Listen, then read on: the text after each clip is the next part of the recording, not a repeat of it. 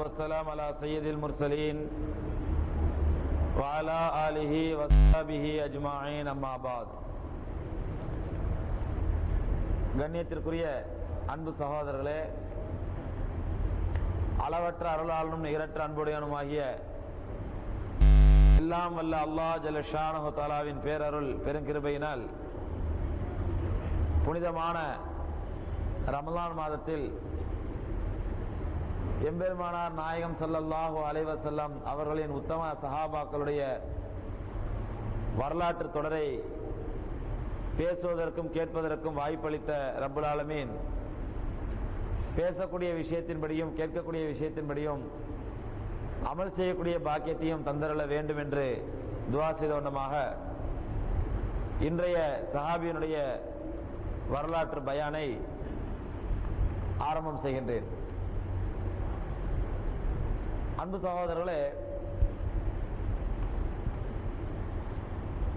பெருமானார் ஸல்லல்லாஹு அலைஹி வஸல்லம் அவர்கள் ஆரம்பத்திலே மக்காவிலே இஸ்லாத்தை எடுத்து சொல்ல ஆரம்பித்த காலகட்டத்தில் பெருமானார் ஸல்லல்லாஹு அலைஹி வஸல்லம் அவர்களுக்கும் உத்தம சஹாபாக்களுக்கும் மிகப்பெரிய எதிரியாக, மிகப்பெரிய தொல்லைகள் கொடுக்கக்கூடிய தீயவர்களாக திகழ்ந்தவர்களுடைய பெயர்கள் எல்லாம் நமக்கு தெரியும். அப்படி தீங்குகள் கொடுப்பதில் முன்னணியில் இருந்தவர்களில் ஒருவர் அம்ர் இப்னுல் ஆஸ் என்பவர். இந்த அம்ர் இப்னுல் ஆஸ் இவர் யார் என்றால் ஆஸ் இப்னு வாயில் என்ப குறைஷியினுடைய மகன். இவருடைய தந்தை ஆஸ் இப்னு வாயில் எப்படிப்பட்டவர் என்றால், மக்காவிலே உள்ள குறைஷி குலத்தாரில் பெரும் வியாபாரிகளில் இவர் ஒரு சிறந்த வியாபாரி. அதே போன்று தங்களுடைய பரம்பரையாக தங்களுடைய மூதாதையாக வாழையடி வாழையாக கற்களையும் மண்களையும் சிலைகளையும் வணங்குவதிலும் இவர்கள் சளைத்தவர்கள் என்ற அளவுக்கு காபத்துல்லாவில் வைக்கப்பட்டிருந்த எல்லா சிலைகளுக்கும் தினந்தோறும் பூஜை செய்து வரக்கூடிய ஒரு வழமையுடையதாக இருந்தால் இந்த ஆஸ் இப்னு வாயில் என்பவர். அவருக்கு மகனா பிறந்தவர் தான் அம்ர் இப்னுல் ஆஸ் என்பவர். இவரும் தன்னுடைய தந்தையை பின்பற்றி நாயகம் ஸல்லல்லாஹு அலைஹி வஸல்லம் அவர்களையும் சஹாபாக்களையும் எதிர்ப்பதிலும் இஸ்லாத்திற்கு எல்லா விதத்திலும் தீங்குகளையும் கஷ்டங்களையும் கொடுப்பதிலும் இவரும் முன்னணியில் நின்று வந்தவர்கள் ஒருவர். இந்த அம்ர் இப்னுல் ஆஸை பற்றி உங்களுக்கு நான் ஏற்கனவே சொல்லியிருக்கிறேன், ஞாபகம் இருக்கும். நல்ல பேச்சு திறமை உடையவர், அறிவு சாதுரியம் உடையவர், அறிவு திறமை உடையவர், நல்ல ஓரளவு பொருளாதார வசதியும் மிக்கவர் இந்த அம்ர் இப்னுல் ஆஸ். பெருமானார் ஸல்லல்லாஹு அலைஹி வஸல்லம் அவர்களை இஸ்லாத்தை ஏற்றுக்கொண்ட மக்கள் ஹஜ்ரத் ஜாஃபர் ரலியல்லாஹு தஆலா அவருடைய தலைமையிலே 70 பேர் கொண்ட குழு முதலில் ஹிஜ்ரத் செய்தார்கள் அபிசீனியாவுக்கு, நஜ்ஜாஷி மன்னன் ஆட்சி செய்யக்கூடிய ஹபஷாவுக்கு. அப்பொழுது குறைஷிகள் என்ன பண்ணாங்க அப்படின்னு சொன்னா, அபிசீனியால போய் இவங்க நிம்மதியா இருக்கக்கூடாது, அவங்க மறுபடியும் அவங்களை பேசி நஜ்ஜாஷி மன்னன் சொல்லி அவங்களாம் திரும்ப அழைச்சிட்டு வரணும் அப்படின்னு சொல்லி அந்த நஜ்ஜாஷி மன்னனுக்கு தூதரா அனுப்பக்கூடிய 2 பேரில் முக்கியமான ஆள் யாரு? அம்ர் இப்னுல் ஆஸ். நம்ம ஏற்கனவே சொல்லியிருக்கிறேன். அந்த அம்ர் இப்னுல் ஆஸ் என்ன பண்றாருன்னா, அபிசீனியாவுக்கு தூதரா போறாரு. அங்க போய் நஜ்ஜாஷி மன்னன்கிட்ட பேசுறாரு, எங்க ஊர்ல உள்ள சில மட இளைஞர்கள், அறிவில்லாத இளைஞர்கள் புதுசா ஏதோ ஒரு மார்க்கத்தை பின்பற்றிட்டு இருக்கிறாங்க என்றெல்லாம் பேசினா நமக்கு எல்லாம் தெரிஞ்ச வரலாறு. ஏன் அம்ர் இப்னுல் ஆஸ் போறாரு அப்படின்னு சொன்னா, ஏற்கனவே உங்களுக்கு சொல்லியிருக்கேன், அம்ர் இப்னுல் ஆஸ் அந்த நஜ்ஜாஷி மன்னனுக்கு நெருங்கிய நண்பர், ரொம்ப நெருக்கமான நண்பர். அது மட்டுமில்ல, நஜ்ஜாஷி மன்னருக்கு இவர் எப்ப அபிஷேகியாக போனாலும் சரி அந்த நஜ்ஜாஷி மன்னருக்கு தேவையான அன்பளிப்புகளையும் அத்தர் வகைகளையும் தோல் வகைகளையும் எடுத்துட்டு போவார். அதனாலதான் குறைஷிகள் என்ன பண்றாங்க அப்படின்னு சொன்னா, அம்ர் இப்னுல் ஆஸ் அனுப்பி வைக்கிறாங்க, நீங்க போய் நஜ்ஜாஷி மன்னன்ட்ட பேசி அந்த 70 பேர் என்ன பண்ணணும், திரும்ப அழைச்சிட்டு வரணும் அப்படின்னு சொல்லி அனுப்பி வைக்கிறாங்க. ஆனா இவங்களோட திட்டங்கள்லாம் நஜ்ஜாஷி மன்னர்கிட்ட பலிக்கல, அவர் திரும்ப அனுப்ப மாட்டேன்னு சொல்லிடுறாரு. இதெல்லாம் நமக்கு தெரிஞ்ச வரலாறு. அதில் ஜாஃபர் இப்னு அபி தாலிப் ரலியல்லாஹு தஆலா வரலாறு சொல்லும் பொழுது இந்த டீட்டெயிலா உங்களுக்கு நம்ம சொல்லி இருக்கிறோம். இதற்கு பிறகு அம்ர் இப்னுல் ஆஸ் திரும்பி வந்த பிறகு அவருடைய அந்த இஸ்லாமிய எதிர்ப்பு கொள்கையை விடல. இஸ்லாத்தை எதிர்ப்பதிலும் சஹாபாக்களை எதிர்ப்பதிலும் நாயகம் ஸல்லல்லாஹு அலைஹி வஸல்லம் அவர்களை எதிர்ப்பதிலும் அம்ர் இப்னுல் ஆஸ் எந்த விதத்திலும் சளைத்தவர் இல்லை என்று சொல்லும் அளவுக்கு இஸ்லாத்தை நாயகம் ஸல்லல்லாஹு அலைஹி வஸல்லம் வன்மையை எடுத்துட்டு வராரு. பத்ர் போர்ல உஹது போர்லயும் எதிரிகள் சார்பா இந்த அம்ர் இப்னு ஆஸ் கலந்துக்கிறாரு. கலந்துகிட்டு அந்த ரசூலுல்லாஹி ஸல்லல்லாஹு அலைஹி வஸல்லம் எதிராக இவரு போர் நடத்துறாரு. மூன்றாவது யுத்தமான ஹந்தக் யுத்தம் நடக்குது. அகழ் போர், நம்ம எல்லாம் கேள்விப்பட்ட போர். அந்த அகழ் போர் நமக்கு தெரியும். 15 நாட்கள் வரை, கிட்டத்தட்ட 3 வாரங்கள் வரை எதிரிகள் மதீனாவை முற்றுகையிட்டு இருந்தாங்க. கடைசியில போர் நடக்கல. அல்லாஹ் சுப்ஹானஹு வ தஆலா என்ன பண்ணா, பெரிய கடுமையான குளிர் காற்றை, புயல் காற்றை அனுப்புனா. அந்த புயல் காற்றுக்கு பயந்து எதிரிகள் எல்லாம் ஓடி போயிட்டாங்க. இதெல்லாம் நம்ம கேள்விப்பட்ட வரலாறு. அந்த ஹந்தக் யுத்தம் முடிந்து வந்த பிறகு குறைஷிகள் எல்லாம் மக்கள் ஆலோசனை பண்றாங்க. நம்ம இவ்வளவு பெரிய படையோட 25,000 பேர் கொண்ட பெரிய படையோட போயும் இந்த முஹம்மது ஸல்லல்லாஹு அலைஹி வஸல்லம் ஒண்ணும் செய்ய முடியலையே.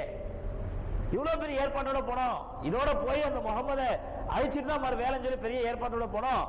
ஆனா என்ன ஆயிப்போச்சு அப்படின்னு சொன்னா, நாம சும்மா தூங்கிக்கிட்டு இருந்த சிங்கத்தை உசுப்பேத்தி விட்ட மாதிரி ஆயிப்போச்சு. இனி முகமது ஸல்லல்லாஹு அலைஹி வஸல்லம் என்ன பண்ண மாட்டாரு, நம்மள சும்மா விட மாட்டாரு. இனி நமக்கு மத்தியில என்னென்ன பிளவுகளை ஏற்படுத்த வேண்டும், பிளவுகளை போல ஏற்படுத்துவாரு. இன்னொரு முறை முஸ்லீம்களுக்கு எதிராக இவ்வளவு பெரிய படை திரளாம இருக்கிறதுக்கு அவர் எல்லா விதமான முயற்சிகளையும் திட்டங்களையும் தீட்டுவாரு. அதனால நாம முஹம்மது ஸல்லல்லாஹு அலைஹி வஸல்லத்தை வெற்றி கொள்வதற்கும் அவரை எதிர்ப்பதற்கும் என்ன வழி அப்படின்னு சொல்லி முக்கியமான ஆலோசனை செய்யறாங்க.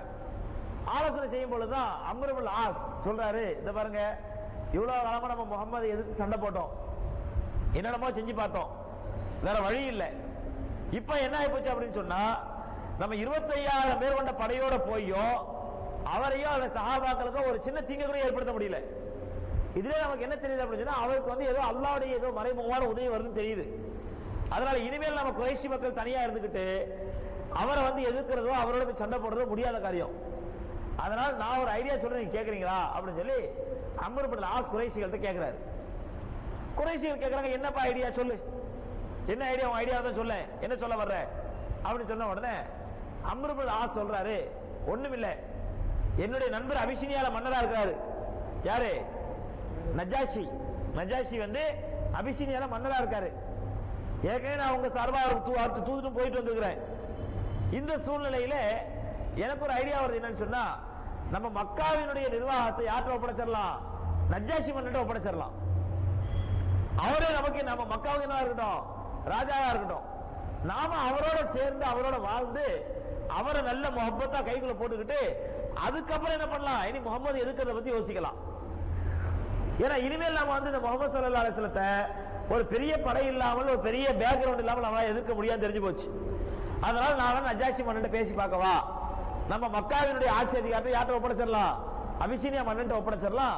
அவர் நமக்கு ஆட்சி செய்யட்டும், ஆட்சி செஞ்சு நம்ம அவரோட இணைஞ்சு அவருக்கு கீழே பணிபுரிஞ்சு பின்னாடி நம்ம அவரை சேர்த்துக்கிட்டோம்னா என்ன பண்ணலாம், முஹம்மது ஸல்லல்லாஹு அலைஹி வஸல்லம் அடிக்கலாம் அப்படின்னு சொன்ன உடனே இத பெரும்பாலான மக்கத்து குறைஷிகள் ஒத்துக்கிறாங்க. அம்ர் இப்னு ஆஸ் சொல்லக்கூடிய அபிப்பிராயம் நல்ல அபிப்பிராயம். ஏன்னு சொன்னா, நிறைய யாரெல்லாம் ஏத்துக்கிட்டு இருந்தாலும் அவங்களாம் இஸ்லாத்தை ஏத்துக்கிட்டு மதீனாவுக்கு போயிட்டாங்க. இஸ்லாத்தை ஏத்து மதீனாவுக்கு போயிட்டாங்க. முஸ்லீம்களுக்கு நாளுக்கு நாள் வளர்ச்சி, இஸ்லாத்துக்கும் ரசூலுல்லாஹி ஸல்லல்லாஹு அலைஹி வஸல்லம் அவர்களுக்கு உலகம் ஃபுல்லா பேர் பரவ ஆரம்பிச்சிருச்சு. நாளுக்கு நாள் இஸ்லாம் வளர்ந்துட்டு இருக்குது. அப்ப இந்த சூழ்நிலையில தான் இவங்க என்ன பண்றாங்க, நஜாஷி மன்னன் கொண்டு போய் மக்காவுடைய ஆட்சி அதிகாரத்தை ஒப்படைச்சு நம்ம அவருக்கு கீழே வேலை செய்யலாம்னு சொல்லி முடிவோட அம்ர் இப்னு ஆஸ் என்ன பண்றாங்க, நஜாஷி மன்னன் அனுப்பி வைக்கிறாங்க. ரெண்டாவது தடவையா நஜாஷி மன்னன் அம்ர் இப்னு ஆஸ் போகும்போது தன்னுடைய சஹாக்களை அழைச்சிட்டு போறாரு. குறைஷிகள் 2-3 பேர் முக்கியஸ்தரை அழைச்சிக்கிட்டு நேரா நஜாஷி மன்னன் போறாரு. நஜாஷி ராஜாட்ட போகும்பொழுது உள்ள நுழையும் பொழுது, அந்த அரண்மனைக்குள்ள நுழையும் பொழுது வெளியே அம்ர் இப்னு உமையா ரலியல்லாஹு தஆலா அன்ஹு வெளியே வர்றாங்க. இந்த அம்ர் இப்னு உமையா ரலியல்லாஹு தஆலா அன்ஹு யார் அப்படின்னு சொன்னா, ஏற்கனவே அபிஷினியா யார் இருக்கிறா, ஜாஃபர் ரலியல்லாஹு தஆலா அன்ஹு அவங்க உள்ள கூட சஹாக்கள் எங்க தான் இருக்கிறாங்க, அபிஷினியால தான் இருக்கிறாங்க. அவங்க நஜாஷி மன்னனுக்கு இஸ்லாத்தை சொல்லி நஜாஷி மன்னன் என்ன செய்றாரு, இஸ்லாத்தை ஏத்துக்கிட்டாரு. ஆனா அந்த அபிஷினியா மக்கள்கிட்ட என்ன பண்ணாரு, இஸ்லாத்தை மறைச்சிட்டாரு, சொல்ல மறைச்சிட்டாரு. அந்த வரலாறு உங்களுக்கு சொன்னேன். மக்கள்லாம் கிளர்ந்து வரும்பொழுது நான் இதுக்கு நெஞ்சுக்குள்ள என்ன பண்ணாரு, அஷ்ஹது அல்லா இலாஹ இல்லல்லாஹ் அஷ்ஹது அன்ன முஹம்மது ரசூலுல்லாஹ் சொல்லி நெஞ்சுக்குள்ள எழுதி வச்சுக்கிட்டு நான் இதற்கு சாட்சி சொல்கிறேன் அப்படின்னு சொன்னாரு. மக்கள் என்ன பண்ணிட்டாங்க, ஓ நாம சொன்னதுதான் சாட்சி சொல்ல நினைச்சிட்டு போயிட்டாங்க. அந்த வரலாறு ஞாபகம் இருக்குதா, மறந்து போச்சா? திரும்ப திரும்ப சொல்லிக்கிட்டு தான், புது வரலாறு சொல்ல முடியாது, இதெல்லாம் தெரிஞ்ச வரலாறு. அப்ப அவர் இஸ்லாத்தை ஏத்துக்கிட்ட செய்தி யாருக்குமே தெரியாது. ஜாஃபர் ரலியல்லாஹு தஆலா தெரியும், இன்னொரு சில முஸ்லிம்களுக்கு தான் தெரியுமே தவிர அங்க உள்ள மக்களுக்கும் தெரியாது. எப்ப அவங்க சொந்த ஊர் மக்களுக்கு தெரியலையோ அப்ப குறைஷிகளுக்கு தெரிஞ்சிருக்க வாய்ப்பே இல்லை. அப்ப இந்த சூழ்நிலையில தான் அதற்கு அம்ர் இப்னு உமையா ரலியல்லாஹு தஆலா அரசவையில இருந்து வெளியே வர்றாங்க. இவங்க யார் அப்படின்னு சொன்னா, நாயகம் ஸல்லல்லாஹு அலைஹி வஸல்லம் மதீனால இருந்து என்ன பண்றாங்க, ஹஜ்ரத் ஜாஃபர் ரலியல்லாஹு தஆலா விஷயமா பேசுறதுக்காக வேண்டி நஜ்ஜாஷி மன்னன்கிட்ட இவங்களை தூதரா அனுப்புறாங்க. அதாவது ஜாஃபர் ரலியல்லாஹு தஆலா இவ்வளவு நாளா நீங்க அடைக்கலம் கொடுத்தீங்க, ரொம்ப சந்தோஷம், இனிமேல் என்ன பண்ணிருக்காங்க, அவங்கள திரும்பி மதீனாவுக்கு அனுப்பிடுங்க. ஜாஃபர் ரலியல்லாஹு கூட இருக்கிற சஹாக்களையும் திரும்பி எங்க அனுப்பிடுங்க, மதீனாவுக்கு அனுப்பிடுங்க அப்படிங்கறத பத்தி பேசுறதுக்காக வேண்டி நபி ஸல்லல்லாஹு அலைஹி வஸல்லம் இந்த அம்ர் இப்னு உமையா ரலியல்லாஹு தஆலா அனுப்பி வச்சாங்க. அம்ர் இப்னு உமையா ரலியல்லாஹு தஆலா நஜ்ஜாஷி மன்னன்கிட்ட பேச்சுவார்த்தை நடத்திட்டு அரண்மனையை விட்டு வெளியே வர்றாங்க. இப்ப அப்ப உள்ள நுழைறாரு யாரு, அம்ர் இப்னு ஆஸ். அம்ர் இப்னு ஆஸ் உள்ள நுழைறாரு. உள்ள நுழைஞ்ச உடனே பாக்குறாரு, அடே அம்ர் இப்னு உமையா மதீனால இருந்து வந்துட்டு போறாரு. அப்ப இவர் முகமதுடைய தூதரா தான் வந்துட்டு போறாரு. யாருடைய தூதரா தான் வந்திருக்கணும், ஏன்னா ரசூல் அவர் முஸ்லீம் சொல்லி இவருக்கு தெரியும். அம்ர் இப்னு உமையா ரலியல்லாஹு தஆலா முஸ்லீமை இஸ்லாத்தை ஏற்றுக்கிட்டவர் சொல்லி யாருக்கு தெரியும், அம்ர் இப்னு ஆஸுக்கு தெரியும். ஏன்னா பல போர்க்காலத்துல பார்த்திருப்பாரு, அவரு பல போர்க்காலத்துல முஸ்லீம்கள் சார்பா போராடுறத பார்த்திருப்பாரு. அப்ப அதை மனசு வச்சு சொல்றாரு, இவர் வந்து முஹம்மது ஸல்லல்லாஹு அலைஹி வஸல்லம் தூதரா தான் வந்திருக்கணும். அதனால நான் என்ன பண்ண போறேன், எனக்கு வந்து நஜ்ஜாஷி மன்னர் ரொம்ப ஃப்ரெண்டு, நான் அவருடைய அனுமதியோட இந்த அம்ர் இப்னு உமையாவை கொலை செஞ்சிட போறேன். அம்ர் இப்னு உமையாவை கொலை செஞ்சிட்டா மக்கத்து குறைஷிகளுக்கு நான் ஒரு சுப செய்தி சொன்னதா ஆயிடும். நான் ஒரு சுப செய்தி மக்கள் குறைய இருக்கிறேன், கந்தக் யுத்தத்துல அடிபட்டு போய் கிடக்குறான், எல்லாம் நொந்து போய் உட்கார்ந்துருக்காங்க. அப்ப நம்ம வந்த இடத்துல முஹம்மது ஸல்லல்லாஹு அலைஹி வஸல்லம் ஒரு தூதரை, ஒரு அம்பாசடரை நம்ம கொலை செஞ்சிட்டோம் அப்படிங்கிற ஒரு பெருமையை நம்ம சொல்லலாம் அப்படின்னு சொல்லி இவர் என்ன பண்றாரு, பேசிக்கிறாரு, தன்னுடைய சகாக்கள்கிட்ட பேசிக்கிறாரு. நம்ம வெளியே போன உடனே, இப்ப மன்னர்கிட்ட போறோம், வெளியே போன உடனே இந்த அம்ர் இப்னு உமையா எங்க இருக்காரு எது இருக்காரு தெரிஞ்சுக்கிட்டு நம்ம என்ன பண்ணலாம், அவரை தீர்த்து கட்டிடலாம், தீர்த்து கட்டி நம்ம மக்களுக்கு இதே ஒரு சுப செய்தியை சொல்லலாம் அப்படின்னு சொல்லி ஐடியாவோட அரசவைக்குள்ள நுழைகிறாரு. நுழைஞ்சவன் நேரா மன்னன்ட்ட போய் சலாம் சொல்றாரு. அங்க அந்த அவங்க காலத்து சலாம், அதாவது அவங்க காலத்து சலாம் என்ன அப்படின்னு சொன்னா அப்படியே சாஸ்தாங்கமா கீழே விழுந்துருவாங்க. மன்னருடைய அரசவைக்கு போனா என்ன பண்ணுவாங்க, சஜ்தா பண்ணுவாங்க, தங்களுடைய தலையை கொண்டு போய் மன்னனுக்கு காலுக்கு வச்சு சஜ்தா பண்ணுவாங்க மன்னர்களுக்கு. இது அவங்க காலத்துடைய சலாம். அப்ப அந்த மாதிரி இவர் சாஸ்தாங்கம் பண்ண உடனே நஜ்ஜாஷி மன்னர் ரொம்ப சந்தோஷப்பட்டு, மர்ஹபா பி சதீகி, என்னுடைய நண்பரே வாங்க வாங்க வாங்க, என்ன விஷயம், ரொம்ப நாளாச்ச பார்த்து, என்ன விஷயமா வந்திருக்கீங்க, ஏன்னா ரெண்டு பேருக்கு என்ன உண்டு ஏற்கனவே, ஃப்ரெண்ட்ஷிப் உண்டு ஏற்கனவே, நட்பு உண்டு. அந்த நட்பில் என்ன பண்றாரு, நஜ்ஜாஷி மன்னர் ரொம்ப சந்தோஷமா வரவேற்கிறாரு அம்ர் இப்னு ஆஸ். வரவேற்ற உடனே நஜ்ஜாஷி மன்னர் உரிமையோட கேட்கிறாரு, எப்போ ஒவ்வொரு தடவையும் உங்க ஊர்ல இருந்து வரும்பொழுது ஏதாவது எனக்கு அன்பளிப்பு கொண்டு வரீங்களே, இந்த தடவை என்ன கொண்டு வந்துருக்கீங்க அப்படின்னு சொன்ன உடனே அம்ர் இப்னு ஆஸ் சொல்றாரு, ஒட்டக தோலினால் செய்யப்பட்ட நிறைய விலை உயர்ந்த பொருட்களை உங்களுக்காக கொண்டு வந்திருக்கிறேன். ஒட்டக தோலினால் செய்யப்பட்ட விலை உயர்ந்த பொருட்களை உங்களுக்காக கொண்டு வந்திருக்கிறேன். ஏன்னு சொன்னா நஜ்ஜாஷி மன்னன் பெரும்பாலும் விரும்புறது, அரபு நாட்டிலே விரும்புறது சொன்னா ஒட்டக தோல்ல செய்யப்பட்ட பொருட்களை தான். இன்னைக்கு நம்ம பாக்குறோம்ல, யூரோப்பியன் கண்ட்ரிகள்லயோ அதே மாதிரி மற்ற மேலை நாடுகள்லயோ, தமிழ்நாட்டில, இந்தியாவில, குறிப்பா தமிழ்நாட்டில் செய்யக்கூடிய தோல் பொருட்களை விரும்புறாங்கல்ல, தோல் ஜாக்கெட்டு, தோல் கிளவுஸ், தோல்லால் செய்யப்பட்ட ஷூ, இந்த மாதிரி பொருட்களை அவங்க விரும்புறாங்க ஐரோப்பியன் கண்ட்ரில. காரணம் என்ன அப்படின்னா, இங்க உள்ள தோல் வந்து தரமான தோலா இருக்கும், செய்யற நேர்த்தி ரொம்ப நேர்த்தியா இருக்கும் அப்படிங்கிறதுனால. அந்த மாதிரி நஜ்ஜாஷி மன்னன் அரபு மக்கள் எதை ஆசைப்படுவாருன்னு சொன்னா, இவங்கள்ட்ட தோல்னால் செய்யப்பட்ட பொருட்களை விரும்புவாரு. அதுக்கேற்ற மாதிரி இவங்க என்ன பண்றாங்க, இருந்து தோல்னால் செய்யப்பட்ட அன்பளிப்புகள் நிறைய கொண்டு போய் கொடுத்துட்டு நான் உங்களுடைய விஷயமா பேச வந்திருக்கிறேன் அப்படிங்கிறாரு. அப்ப நஜ்ஜாஷி மன்னன் தாராளமா பேசி, என்ன விஷயம், நஜ்ஜாஷி ரொம்ப குஷி மூட்ல இருக்காரு, இது சந்தோஷமான மூட்ல இருக்காரு, சொல்லு என்ன விஷயம், நான் இதுல நமக்கு மத்தியில என்ன கூச்சம் இருக்குது, தாராளமா சொல்லு அப்படிங்கிறாரு. அப்ப சாதுபனு அம்ர் இப்னு ஆஸ் சொல்றாரு, இல்ல ஒண்ணு இல்ல, இப்ப வந்துட்டு போனாரு பாருங்க ஒருத்தர் அம்ர் இப்னு உமையா, நான் உள்ள நுழையும் போது வெளியே போனார் பாருங்க, இவர் வந்து எங்களுடைய எதிரியுடைய தூதரா உங்கள்கிட்ட வந்திருக்காரு, எங்களுடைய எதிரியுடைய தூதரா உங்கள்கிட்ட வந்திருக்காரு. எங்களுக்கு என்ன பெருமிஷம் வேணும் அப்படின்னு சொன்னா, இந்த அம்ர் இப்னு உமையாவை நாங்க வெளியே போனோம் கொலை செஞ்சிடணும், ஏன்னா இவர் எங்க எதிரியுடைய தூதர், அவர் கொலை பண்ணணும், அதுக்கு எங்களுடைய பெர்மிஷன் வேணும், உங்களுடைய பெர்மிஷன் வேணும் அப்படின்னு சொன்ன உடனே நஜ்ஜாஷி மன்னனுக்கு கடுமையான கோபம் வந்துருச்சு. என்ன பண்றாரு, அம்ர் இப்னு ஆஸுடைய தாடியை பிடிச்சி மூக்கு மேல ஒரே குத்து குத்துறாரு. ஃப்ரெண்ட்ஷிப்பா பேசுறவரு அவருடைய தாடியை பிடிச்சி மூக்கு மேல ஒரே குத்து குத்துறாரு. குத்துற உடனே சொல்லுங்க, ஒரு விஷயத்தை பார்க்கணும், அம்ர் இப்னு ஆஸ் முஸ்லிமா காஃபிரா, என்னங்க காஃபிர், காஃபிருடைய தாடியை பிடிச்சி நஜ்ஜாஷி குத்துறாருன்னு சொன்னா, அப்ப பிடிக்கிற அளவுக்கு காஃபிருக்கு என்ன இருக்குது, என்ன இருக்குது, தாடி இல்ல, பிடிக்கிற அளவுக்கு உள்ள தாடி, அப்புறம் பெரிய தாடியா இருந்திருக்குது. அப்ப காஃபிரே அந்த காலத்துல தாடி வச்சிருக்கான். நாம ரசூலுல்லாஹி ஸல்லல்லாஹு அலைஹி வஸல்லம் உம்மத்து சொல்லிட்டு யோசிச்சுட்டு இருக்கோம், இன்னைக்கு இன்னும் வைக்கலாமா வேணாமா சொல்லி ஆலோசனை பண்ணிட்டு இருக்கோம். சரி, இது ஒரு பக்கம் இருக்கட்டும். தாடியை பிடிச்சி என்ன பண்றாரு, ஒரே குத்து மூக்குல குத்துறாரு, அம்ர் இப்னு ஆஸ் மூக்குல குத்துறாரு. யார், நஜ்ஜாஷி மன்னர். குத்திட்டு இந்த பாரு இந்த மாதிரி பேசுறவெல்லாம் என்கிட்ட வச்சுக்காத, ஒழுங்கா முகப்பத்தை அன்பா பேசினா பேசு, இல்ல வெளியே போ அப்படின்னு கத்துறாரு. சட்டம் போட்ட உடனே இவரு அம்ர் இப்னு ஆஸ் பாரு, அடே என்னடா இது, நம்ம எப்போ வந்தாலும் இவர் நம்ம முஸ்லீம்களுக்கு சப்போர்ட்டாவே இருக்கிறாரு, நம்ம கூட கோபமாக இருக்கிறாரு அப்படின்னு சொல்லிட்டு டக்குனு அப்படியே பல்ட்டி அடிச்சிடா. இல்ல நண்பா, இல்ல தோழரே, உங்களுக்கு கோபப்படுறாங்க, நான் அதை பத்தி ஒண்ணு கேட்கல, அதை விட்டுருங்க, சாப்டர் விட்டுருங்க, நான் புது சாப்டர் அவங்கள்ட்ட பேச வந்திருக்கேன் அப்படின்னு சொன்ன உடனே அம்ர் நஜாஷி மன்னன் கேட்கிறா, என்ன விஷயமா பேச வந்திருக்கேன் அப்படின்னு சொல்லி. இல்ல ஒண்ணும் இல்ல, நீங்க தான் உங்களுக்கு தெரியும்ல, நாங்க எங்களுடைய எதிரிய எங்க ஊரை விட்டு துரத்தணும், அந்த மதினால போய் உட்கார்ந்து ஒரு பெரிய படையை சேர்த்துக்கிட்டு எங்களுக்கு எதிராக செயல்பட்டு இருக்கிறாரு, இந்த நேரத்தில் எங்களுக்கு வந்து எந்த விதமான பாதுகாப்பும் இல்லை, அதனால நாங்க மக்காவாசிகளா சேர்ந்து என்ன முடிவு பண்ணிருக்கோம் அப்படின்னு சொன்னா, மக்காவினுடைய ஆட்சி அதிகாரத்தை உங்கள்கிட்ட கொடுத்துலாம் இருக்கிறோம், மக்காவினுடைய ஆட்சி அதிகாரத்தை உங்கள்கிட்ட கொடுத்துடலாம், உங்களுக்கு கீழே நாங்க பிரஜைகளா இருக்கலாம் ஆசைப்படுறோம், அது விஷயமா தான் ஆலோசனை பண்ண வந்தேன் அப்படின்னு சொன்ன உடனே அம்ர் இப்னு ஆஸ் சொல்றாரு, ஆனா பைத்தியக்காரங்களா, நீங்க யாரப்பா எதிரி ஆக்கிக்கிட்டீங்க? நஜாஷி மன்னன் சொல்றாரு, ஆனா பைத்தியக்காரங்களா, நீங்க யாரப்பா எதிரி ஆக்கிக்கிட்டீங்க? யாருக்கு அல்லாஹ்வின் தரப்பிலிருந்து ஜிப்ரீல் அலைஹிஸ்ஸலாத்து வஸலாம் நேரடியாக கொண்டு வஹியை கொண்டு கொடுக்கிறாரோ அவரையா நீங்கள் பகைத்துக் கொள்கிறீர்கள்? நஜாஷி மன்னன் கேட்கிறாரு. ஏற்கனவே இவர் என்ன ஆயிட்டாரு? இவரு முஸ்லீம் ஆயிட்டாரு, இவருக்கு உள்ளத்துல ஈமான் இருக்குது, அதை வச்சு கேட்கிறாரு, யாருக்கு அல்லாஹ்வின் தரப்பிலிருந்து ஜிப்ரீல் அலைஹிஸ்ஸலாத்து வஸலாம் வஹி கொண்டு வர்றாங்களோ அவரையா நீங்க பகைச்சுக்கிறீங்க? என்னப்பா உங்களுக்கு கொஞ்சமா அறிவு இருக்குதாப்பா? யாரை பகைக்கணும்னு விவசாயம் இல்லையாப்பா, உங்களுக்கு விவரம் இல்லையாப்பா அப்படின்னு சொல்லி இவரு இஸ்லாத்தை பத்தி தாவா செய்ய ஆரம்பிச்சாரு. யாருக்கு? அம்ர் இப்னு ஆஸுக்கு நஜாஷி மன்னன் தாவா செய்றாரு. சோதரை பாருங்க, அந்த மக்களுடைய அந்த காலத்துல உள்ள மக்கள் மட்டுமல்ல, இன்னைக்கும் நம்ம முஸ்லிமான மக்களுக்கு அடுத்தவங்களுக்கு இஸ்லாத்தை சொல்லணும்னு ஆசையே இல்லை. நம்ம முஸ்லிமான மக்களுக்கு அடுத்தவங்களுக்கு இஸ்லாத்தை சொல்லணுங்கிற ஆர்வமும் ஆசையும் நமக்கு கிடையாது. ஆனா புதுசா இஸ்லாத்துக்கு வராங்க பாருங்க, அவங்களுக்கு தான் அந்த ஆதங்கம் இருக்கும், நமக்கு கிடைச்ச இந்த பாக்கியம் உலக மக்கள் எல்லாத்துக்கும் கிடைக்கணுமே. யாரெல்லாம் பாக்குறாங்க அவங்களாம் இஸ்லாத்தை சொல்லுவாங்க, யாரெல்லாம் சந்திக்கிறாங்களோ அவங்களாம் இஸ்லாத்தை சொல்லுவாங்க. அப்ப அந்த மாதிரி நஜாஷி மன்னர் அவர் புதுசா இஸ்லாத்தை ஏத்துக்கிட்டார், அவர் ரசூலுல்லாஹி ஸல்லல்லாஹு அலைஹி வஸல்லம் சந்திக்கல. ஒரு பெரிய ஆச்சரியமான விஷயம் அதான்.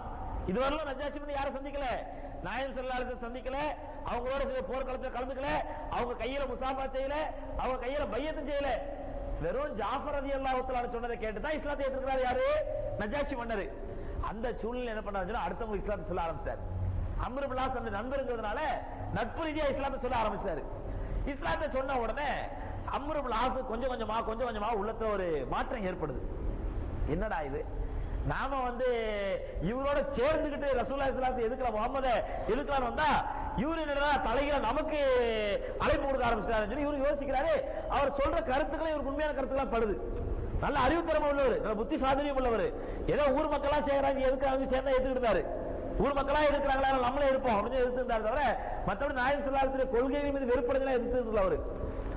சொல்ல இவருக்கு கொஞ்சம் கொஞ்சமா விளங்க ஆரம்பிக்குது. விளங்க ஆரம்பிச்சா அல்லாஹ் சுப்ஹானஹு வ தஆலா முடிவு பண்ணிட்டான், எவ்வளவுதான் விளங்கினாலும் அல்லாஹ் ஹிதாயத்தை கொடுக்குமா இல்லையா? ஏன்னா பெரிய அறிவாளியா இருப்பான், அறிவாளிகளுக்கு பூரா ஹிதாயத்து கிடைக்கும் சொல்லி ஒன்றும் கேரண்டி கிடையாது. அறிவாளிகள் பூரா அல்லாஹ் ஏற்றுக்கிறவங்களா தான் இருக்கணும், முஸ்லீமா தான் இருக்கணும், எந்த விதமான நிபந்தனை கிடையாது. பாக்குறோம்ல, எத்தனையோ பெரிய அறிவாளி இந்தியாவிலே ஒரு பெரிய பதவி வகித்தவர், அதாவது தேர்தல் கமிஷனருக்கு என்ன பவர்ங்கிறத அவர் தான் உலகத்துக்கே காட்டினாரு, இந்தியாவுக்கே காட்டினாரு. யாரு? சேஷன் ஒருத்தர் இருந்தாரு, அவ்வளவு பெரிய அறிவாளி, நல்ல புத்தி சாதுரியம் உள்ளவர், நல்ல திறமசாலி, நல்ல போல்டா, யாருக்கு எதுக்கு பயப்படாதவர். ஆனா அந்த அறிவாளிய என்னாரு, தன்னை மாதிரி சாப்பிடக்கூடிய, தன்னை மாதிரி தூங்கக்கூடிய, தன்னை மாதிரி பொம்பளைங்களோட பழகக்கூடிய, சொல்லப்போனா நல்ல ஒரு குடும்பத்தினோட மோசமாக நடக்கக்கூடிய ஒரு சாமியார் காலில் போய் அவர் விழுறாரு. பாக்கணுமா இல்லையா? அப்ப அந்த அறிவு, அல்லாஹ் கொடுத்த அறிவு என்ன ஆகல, ஹிதாயத்துடைய விஷயத்துல வேலை செய்யல. நல்ல அறிவாளி தான், பெரிய அறிவு ஜீவி தான், ஆனால் ஈமான் வரும்போது அந்த அறிவு என்ன ஆயிடுது, மழுங்கடிக்கப்பட்டது. அப்ப அறிவாளியா இருக்கிறவங்களுக்கு பூரா ஹிதாயத்து கிடைக்கும்னு சொல்லி ஒன்னும் கம்பல்சரி கிடையாது. ஆனா அல்லாஹ் சுப்ஹானஹு வ தஆலா ஹஜ்ரத் அம்ர் இப்னு ஆஸ் விஷயத்துல அவர் அறிவாளிங்களால கொஞ்சம் கொஞ்சமா யோசிக்கிறாரு. நஜாஷி மன்னன் சொல்றத சொன்ன உடனே பாக்குறாரு, கூட 2 பேர் உட்கார்ந்துருக்காங்க, கூட 4-5 பேர் உட்கார்ந்துருக்காங்க. யாரு? மக்கள் கூட வந்து சஹாக்கள் உட்கார்ந்துருக்காங்க. சரி, நஜாஷி மன்னன் சொல்றாரு, சரி நான் நாளைக்கு இன்னொரு டைம்ல ஃப்ரீயா வர்றேன், அப்ப பேசிக்கலாம், ஏன்னா இந்த மக்களையும் தப்பா போய் சொல்லக்கூடாது இல்ல அப்படின்னு சொல்லி பேசுறேன்னு சொல்லி கிளம்பி வந்துறாரு. மறுநாள் இவங்க கூட வந்த சஹாக்கள் யாருக்கு தெரியாம அவர் மட்டுமே நஜாஷி மன்னன் சந்திக்கிறாரு. சொல்றாரு, நேற்று ஏதோ பேசி இருந்தோமே அதை பத்தி சொல்லுங்க அப்படின்னு சொன்ன உடனே நஜாஷி மன்னர் மறுபடியும் இஸ்லாத்தை சொல்ல ஆரம்பிச்சாரு. மறுபடியும் இஸ்லாத்தை சொல்றாரு. அல்லாஹ் சுப்ஹானஹு வ தஆலா அவங்களுடைய உள்ளத்தை விசாலமாக்கி, அப்படியா அப்ப நான் அந்த இஸ்லாத்தை ஏத்துக்கணும் என்ன செய்யணும்? யார் கேக்குறா? அம்ர் இப்னு ஆஸ் கேக்குறாரு. நான் இஸ்லாத்தை ஏத்துக்கணும்டா நான் என்ன செய்யணும் அப்படின்னு சொன்ன உடனே ஒண்ணும் இல்ல, நேர மதீனாவுக்கு போ. நேரம் இங்க இருந்து மக்காவுக்கு போகாத, எங்க போயிடு? மதீனாவுக்கு போயிடு. மதீனாவுக்கு போய் அங்க முகமது ஸல்லல்லாஹு அலைஹி வஸல்லம் இருக்காங்க, அவங்கள்ட்ட போய் பையத் செய், அவங்கள்ட்ட போய் இஸ்லாத்தை ஏத்துக்கோ அப்படின்னு சொன்ன உடனே அப்ப அம்ர் இப்னு ஆஸ் சொல்றாரு, அப்படியா அப்ப நான் போறேன் அப்படின்னா கொஞ்சம் தயங்குறாரு. அப்படியா நான் மக்காவுக்கு திரும்ப போகக்கூடாதா? இப்படியே மதீனாவுக்கு போயிடணுமா? இப்ப மக்காவாசிகளை பத்தி என்ன சொல்லுவாங்க? மக்காவுக்கு போனவன் அபிஷினியாவுக்கு போனவன் அப்படியே மதீனாவுக்கு போயிடான்னு சொல்ல மாட்டாங்களா? அதனால நான் மக்கால போய் எங்க ஊர் மக்களை சொல்லிட்டு ஆலோசனை பண்ணிட்டு நான் மதீனாவுக்கு போட்டுமா அப்படின்னு சொன்ன உடனே ஹஜ்ரத் நஜாஷி ரஹ்மத்துல்லாஹி அலைஹி பாக்குறாரு. நஜாஷி பாக்குறாரு, ஏன்னா சஹாபி இல்ல பாவம். ரசூலுல்லாஹி ஸல்லல்லாஹு அலைஹி வஸல்லம் இஸ்லாத்தை ஏற்றிருந்தாலும் கூட என்ன கிடைக்கல அவருக்கு? நபி ஸல்லல்லாஹு அலைஹி வஸல்லம் நேரில் தரிசிக்கக்கூடிய பாக்கியம் கிடைக்காதனால நஜாஷி சஹாபி கிடையாது, தாபி தான் அவரு. நஜாஷி என்ன பண்றாருன்னு சொன்னா, இவனை இப்படியே விட்டா வேலைக்கு ஆகாதுன்னு சொல்லி நீ கையை நீட்டு அப்படின்னு கையை நீட்டி இவங்க பையத்து வாங்கிக்கிறாங்க. யாரு? நஜாஷி மன்னன் உறுதிமொழி வாங்கிக்கிறாரு. என்ன உறுதிமொழி? நான் நேர மதீனாவுக்கு போவேன், மதீனால போய் நாயகம் ஸல்லல்லாஹு அலைஹி வஸல்லம் சந்திச்சு இஸ்லாத்தை ஏற்றுக்கொள்வேன் அப்படின்னு உறுதிமொழி வாங்கிட்டு நீ நேர மதீனாவுக்கு போன்னு அனுப்பி விட்டுறாங்க. இவரு அம்ர் இப்னு ஆஸ் என்ன பண்றாருன்னா மதீனாவுக்கு புறப்பட்டாரு. இவங்க 4 பேர் 5 பேர் கூட வந்தாங்க பாருங்க, அவங்கள அப்படியே நடுநாட்டுல டீல்ல விட்டுட்டு இவர் அப்படியே மதீனாவுக்கு புறப்பட்டாரு. மதீனா போறட இவங்க பாக்குறாங்க, என்னடா ஆச்சு, நான் கூட வந்த அம்ர் இப்னு ஆஸ காணுமே. நஜாஷி மன்னன் பேசி ஒரு பெரிய படைய திரட்டுல இவர் ஆளை காணோம்னு தேடி இவங்க தேடி தேடி பார்த்தா ஆளை காணோம். இவங்க எங்க போயிட்டாங்க? மக்காவுக்கு திரும்பி போயிட்டாங்க. அதுக்கப்புறம் நடந்தது நஜாஷி ஹஜ்ரத் அம்ர் இப்னு ஆஸை சொல்றாங்க. என்ன சொன்னாங்கன்னா, நான் நடந்து மக்காவுக்கு போனேன், பிரயாணம் பண்ணி மக்காவுக்கு போனேன். எங்கிறது? அபிஷினியால இருந்து. போகும்போது ஒளிஞ்சு ஒளிஞ்சு போனேன், பயந்து யாரும் மக்காவாசிகளை பாத்திரக்கூடாது, குறைஷிகள் யாரும் அவங்களை பாத்திரக்கூடாது. ஏன்னா வியாபார கூட்டம் வரும்ல, பார்த்து யாரும் அவங்களை பார்த்தாங்க மக்களுக்கு சொல்லிட்டாங்கன்னா அவருக்கு அசிங்கமா போயிடும். அவர் பயந்து பயந்து போறாரு. மதீனா கிட்ட போனவனை பார்த்தா ஏற்கனவே முன்னாடி 2 பேர் போயிட்டு இருக்காங்க. இவருக்கு முன்னாடி 2 பேர் போயிட்டு இருக்காங்க. யாரா அது முன்னாடி 2 பேர் போறாங்களே? மக்காவாசியா மதீனாவாசியா முஸ்லீம்களா என்னன்னு தெரியல அப்படின்னு சொல்லிட்டு இவரு மறைஞ்சி மறைஞ்சி ஒளிஞ்சு ஒளிஞ்சு போய் பார்த்தா ஹாலித் இப்னு வலீத் போயிட்டு இருக்காரு மறைஞ்சு மறைஞ்சு மதீனா நோக்கி. அதுவரை இஸ்லாத்துக்கு பெரிய எதிரியா இருந்த ஹாலித் இப்னு வலீத் அவர் மதீனா நோக்கி போயிட்டு இருக்காரு இஸ்லாத்தை ஏத்துக்கிறதுக்கு.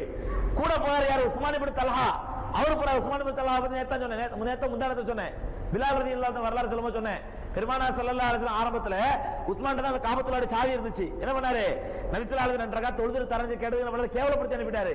பிறகு நபி ஸல்லல்லாஹு அலைஹி வஸல்லம் பத்தய மக்காவின் பொழுது அல்லாஹ் தஆலா ஆயத்தை இறக்குனா சாவி யார்ட்ட இருக்குன்னு சொல்லி உஸ்மான் அந்த உஸ்மான் இப்னு தல்ஹா அவரும் பயந்து பயந்து ஒளிஞ்சு ஒளிஞ்சு போயிட்டு இருக்காங்க 2 பேரும். இவரு கூட போய் சேர்றாரு. எங்கப்பா போறீங்க எங்கப்பா போறீங்கன்னு சொல்லி ஹாலித் இப்னு வலீத் கேக்குறாரு. யாரு? அம்ர் இப்னு ஆஸ். இது கேட்டா ஹாலித் இப்னு வலீத் சொல்றாரு, நீ எங்க போற அது சொல்லு, நீங்க போற அது சொல்லு.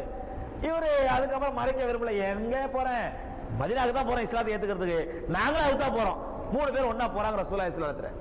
போன உடனே ஹாலித் இப்னு வலீத் ரலியல்லாஹு தஆலா அன்ஹு பெருமானார் ஸல்லல்லாஹு அலைஹி வஸல்லம் கையை பிடிச்சு இஸ்லாத்தை ஏத்துக்கறாங்க. ஹஜ்ரத் உஸ்மான் இப்னு தல்ஹா ரலியல்லாஹு தஆலா அன்ஹு இஸ்லாத்தை ஏத்துக்கறாங்க. மூணாவதா அம்ர் இப்னு ஆஸ் ரசூலுல்லாஹி ஸல்லல்லாஹு அலைஹி வஸல்லம் கையை நீட்டுறாங்க. இவட்டகர் கையை சுரிக்கிறார், கையை இழுத்துறாரு. யார்? அம்ர் இப்னு ஆஸ். உடனே நபி ஸல்லல்லாஹு அலைஹி வஸல்லம் கேக்குறாங்க, ஒமாக்கான யா அம்ர், அம்ரே என்னாச்சு, ஏன் கையை இழுத்துக்கிட்டீங்க? உடனே அம்ர் இப்னு ஆஸ் கேக்குறாரு தலையை குனிஞ்சுக்கிட்டே, யா ரசூலல்லாஹ் நாங்க உங்களுக்கு எவ்வளவு தீங்கு கொடுத்துட்டோம், எவ்வளவு கஷ்டம் கொடுத்துட்டோம். உங்களுக்கு நான் கொடுக்காத தீங்கு அல்ல, உங்களுக்கு கொடுக்காத கஷ்டம் இல்ல. அதனால என் பாவங்கள்லாம் மன்னிக்கணும்னு சொல்லி எனக்கு வாக்குறுதி கொடுங்க, அப்பதான் நான் பையத் செய்வேன், அப்பதான் நான் கலிமா சொல்லுவேன் அப்படின்னாங்க. அப்ப நபி ஸல்லல்லாஹு அலைஹி வஸல்லம் சொன்னாங்க, நான் வாக்குறுதி கொடுக்க வேண்டிய அவசியம் இல்லப்பா, அல்லாஹ்வே வாக்குறுதி எடுத்தான். அல்லாஹ் என்ன பண்ணிட்டான்? வாக்குறுதி கொடுத்தான். ஏன்னு சொன்னா வஹ்ஷி இப்னு ஹரப் ரலியல்லாஹு தஆலா அன்ஹு, யாரு? ஹம்ஸா ரலியல்லாஹு தஆலா அன்ஹு ஒரு பொருளை கொலை செஞ்சு மூக்க தனியா நாக்க தனியா கால தனியா வெட்டி சின்ன பின்னப்படுத்துறவர் வஹ்ஷி. வஹ்ஷின்றாலே அரபியில் என்ன அர்த்தம்னா அருவருப்புன்னு அர்த்தம். வஹ்ஷினாலே என்ன அர்த்தம்? அருவருப்பு. அந்த அருவருப்புங்கிற பேருக்கு ஏத்த மாதிரியே அவர் ரொம்ப அருவருப்பான மனுஷன், அடிமை. இந்த வஹ்ஷி என்ன பண்ணார் அப்படின்னு சொன்னா, நாயகம் ஸல்லல்லாஹு அலைஹி வஸல்லம் மக்காவுடைய வெற்றியின் பொழுது வஹ்ஷி இஸ்லாத்தை ஏத்துக்கிறதுக்காக ரசூலுல்லாஹி ஸல்லல்லாஹு அலைஹி வஸல்லம் அவருக்கு தாவா செய்றாங்க. அதாவது தன்னுடைய சிறிய தகப்பனார வெட்டி கொன்றது மட்டும் இல்லாம மூக்க தனியா நாக்க தனியா கண்ணை தோண்டி எடுத்து அதை கொண்டு போய் ஹிந்தாட்ட கொண்டு போய் கொடுத்து ஹிந்தா அந்த ஈரல் குலையை புடுங்கி எடுத்து அதற்கு ஹம்ஸா ரலியல்லாஹு அன்ஹு உடல்ல இருந்து ஈரல் குலையை புடுங்கி எடுத்து அதை அப்படியே சப்பி காட்டினது, இதெல்லாம் நாயகம் ஸல்லல்லாஹு அலைஹி வஸல்லம் அப்படியே சிந்தனையில் அப்படியே நிழலாடுது. அந்த வஹ்ஷி வந்திருக்காரு நபி ஸல்லல்லாஹு அலைஹி வஸல்லம் முன்னாடி. அப்ப ரசூலுல்லாஹி ஸல்லல்லாஹு அலைஹி வஸல்லம் அவருக்கு இஸ்லாத்தை சொல்றாங்க. அந்த வஹ்ஷியை பழிவாங்கல, ரசூலுல்லாஹி நபி ஸல்லல்லாஹு அலைஹி வஸல்லம் பழிவாங்கல, அவர் திட்டல, அவருக்கு இஸ்லாத்தை சொல்றாங்க. வஹ்ஷியே நீங்களும் இஸ்லாத்தை ஏத்துக்கிட்டீங்கன்னு சொன்னா உங்களுக்கு அல்லாஹ் சுப்ஹானஹு சொர்க்கத்தை கொடுப்பான் அப்படின்னாங்க. உடனே அந்த வஹஷி திமிரா கேட்டாரு, அது எப்படி அல்லாஹ் எனக்கு சொர்க்கத்தை கொடுப்பான், அது எப்படி அல்லாஹ் கொடுப்பான் அப்படின்னு சொல்லி ஒரு ஆயத்தை ஓதி காட்டுறாரு. என்ன ஆயத்தை அப்படின்னு சொன்னா, யார் அல்லாஹ்வுக்கு இணை வைக்கிறாரோ, விபச்சாரம் செய்கிறாரோ, அநியாயமாக கொலை செய்கிறாரோ, அவர் நரக நெருப்பிலே செல்வார், நரக நெருப்பிலே வீழ்வார் அப்படின்னு சொல்லி உங்க குர்ஆன்ல அல்லாஹ் சொல்றானா இல்லையா? யார் கேக்குறா? வஹஷி கேக்குறாரு. அதாவது யார் அல்லாஹ்வுக்கு இணை வைக்கிறாரோ, அநியாயமாக கொலை செய்கிறாரோ, விபச்சாரத்தில் மூழ்கி கிடக்கிறாரோ, இவர் நரக நெருப்பை சந்திப்பார் அப்படின்னு அல்லாஹ் சொல்றானா இல்லையா? இந்த 3 பாவத்தை நான் பண்ணிட்டு இருக்கிறேன். யார் சொன்னா? வஹஷி சொல்றாரு, இந்த 3 பாவத்தை நான் பண்ணிட்டு இருக்கிறேன். அநியாயமாக கொலை பண்றேன், விபச்சாரத்துல மூழ்கி கிடக்கிறேன், அல்லாஹ்வுக்கு இணை வைக்கிறேன். அப்படிங்கும் பொழுது அல்லாஹ் சொல்றான் இந்த பாவம் செய்யறவங்க நரகத்துக்கு போவாங்கன்னு சொல்லி, ஆனா நீங்க சொல்லி சொர்க்கத்துக்கு போவாங்கன்னு சொல்றீங்களே, இது எப்படி சாத்தியமாகும் அப்படின்ற உடனே அல்லாஹ் சுப்ஹானஹு வ தஆலா ஆயத்தை இறக்கணும். என்னன்னு சொன்னா, இல்லா மன் தாப, அந்த ஆயத்துடைய தொடர், அந்த ஆயத்துடைய தொடர் இல்லா மன் தாப வ ஆமன வ அமில சாலிஹன். ஆனால் யார் வந்து இணை வைத்து அநியாயமாக கொலை செஞ்சு விபச்சாரத்தில் மூழ்கி கிடக்கிறாரோ அவர் நரகத்துக்கு போவாங்க. ஆனால் இல்லா மன் தாப, ஒருத்தருக்கு எக்ஸெப்ஷன், விதிவிலக்கு. அவர் யாருன்னு சொன்னா, தௌபா செய்து ஈமான் கொண்டு இன்னும் நற்காரியங்களும் செய்கிறார்களோ அவர்களை தவிர. அவன் எவ்வளவு பெரிய பாவம் செஞ்சாலும் சரி, அவன் தௌபா செஞ்சு ஈமான் கொண்டு நற்காரியம் செஞ்சுட்டான்னு சொன்னா அவனுக்கு என்ன பண்ண முடியாது, அல்லாஹ் நரகத்தில் அனுப்ப மாட்டான், அவர் சொர்க்கத்துக்கு போவாரு அப்படிங்கிற எக்ஸெப்ஷன் அல்லாஹ் இறக்கணும். உடனே வஹஷி சொன்னாரு, என்னது இல்லா மன் தாப வ ஆமன வ அமில சாலிஹன் ஷர்த்துன் கஸீர், ஷர்த்துன் கஸீர். என்ன தௌபா செய்யணுமா, அவர் ஈமான் கொள்ளணுமா, அவர் நல்ல அமல் செய்யணுமா, அப்பப்பா இவ்வளவு காரியம் நம்மளால முடியாதுப்பா, எக்கச்சக்கமான நிபந்தனை ஓவர், இந்த நிபந்தனை நம்மளால முடியாது அப்படின்றாரு. ஒரே நபி ஸல்லல்லாஹு அலைஹி வஸல்லம் பண்ணாங்க, என்னடா இது இந்த மனுஷன் வஹஷிங்கிற பேருக்கு ஏத்த மாதிரி இவ்வளவு மோசமான ஆளா இருக்கிறானே, அருவருப்பா பேசுறானே அப்படின்னு சொல்லிட்டு இப்ப என்னப்பா செய்யணுங்கிற, இல்ல எல்லா பாதையும் அல்லாஹ் மன்னிக்கணும், எல்லா பாதையும் அல்லாஹ் மன்னிக்கணும் அப்படின்னு ஒரே அல்லாஹ் சுப்ஹானஹு வ தஆலா ஆயத்து, இன்னல்லாஹ லா யக்ஃபிரு அன் யுஷ்ரக பிஹி வ யக்ஃபிரு மா தூன ذلك லிமன் யஷா. அல்லாஹ் அவனுக்கு இணை வைக்கப்படுவதை மட்டும்தான் மன்னிக்க மாட்டான், அது அல்லாத மற்ற பாவங்களை அவன் நாடியவர்களுக்கு மன்னிப்பான். ஆயத்து இருக்கலாம். ரசூலுல்லாஹி சொன்ன வஹஷி சொன்னாங்க, வஹஷி உன்னுடைய விஷயத்துல அல்லாஹ் ஆயத்து இறக்கிருக்கான்பா, அல்லாஹ் இணை வைக்கப்படுவதை மட்டும் மன்னிக்க மாட்டான், அது அல்லாத மற்ற பாவங்களை அவன் நாடியவர்களுக்கு மன்னிச்சிருவான் அப்படின்னு ஆயத்து இறக்கிருக்கான். அப்படின்ற உடனே அப்படியா, ஓ இணை வைக்கிறத மட்டும் மன்னிக்க மாட்டான், அது அல்லாத பாவங்களை அவன் நாடியவர்களுக்கு மன்னிப்பான். இப்ப நான் வந்து அவன் நாடியவர்கள் லிஸ்ட்ல இருக்கிறான், நாடாத லிஸ்ட்ல இருக்கிற எனக்கு எப்படி தெரியும்? யார் கேட்டா? வஹஷி கேட்டார். அப்போ ரசூலுல்லாஹி சலைக்கல, நாயகம் ஸல்லல்லாஹு அலைஹி சலைக்கல. சோதரை பாருங்க, எவ்வளவு மோசமான மனுஷன். ஒரு அடிமையா இருந்து ஒரு வெறி பிடிச்சவரு நாயகம் ஸல்லல்லாஹு அலைஹி வஸல்லம் சிறிய தந்தையை வெட்டி கொன்றது மட்டும் இல்லாம துண்டு துண்டா வெட்டி சின்ன பின்னப்படுத்தினவரு, அவருக்கு ஹிதாயத் கிடைக்கணுங்கிறது ரசூலுல்லாஹி ஸல்லல்லாஹு அலைஹி அக்கறை பாருங்க, எவ்வளவு ஆர்வம் பாருங்க.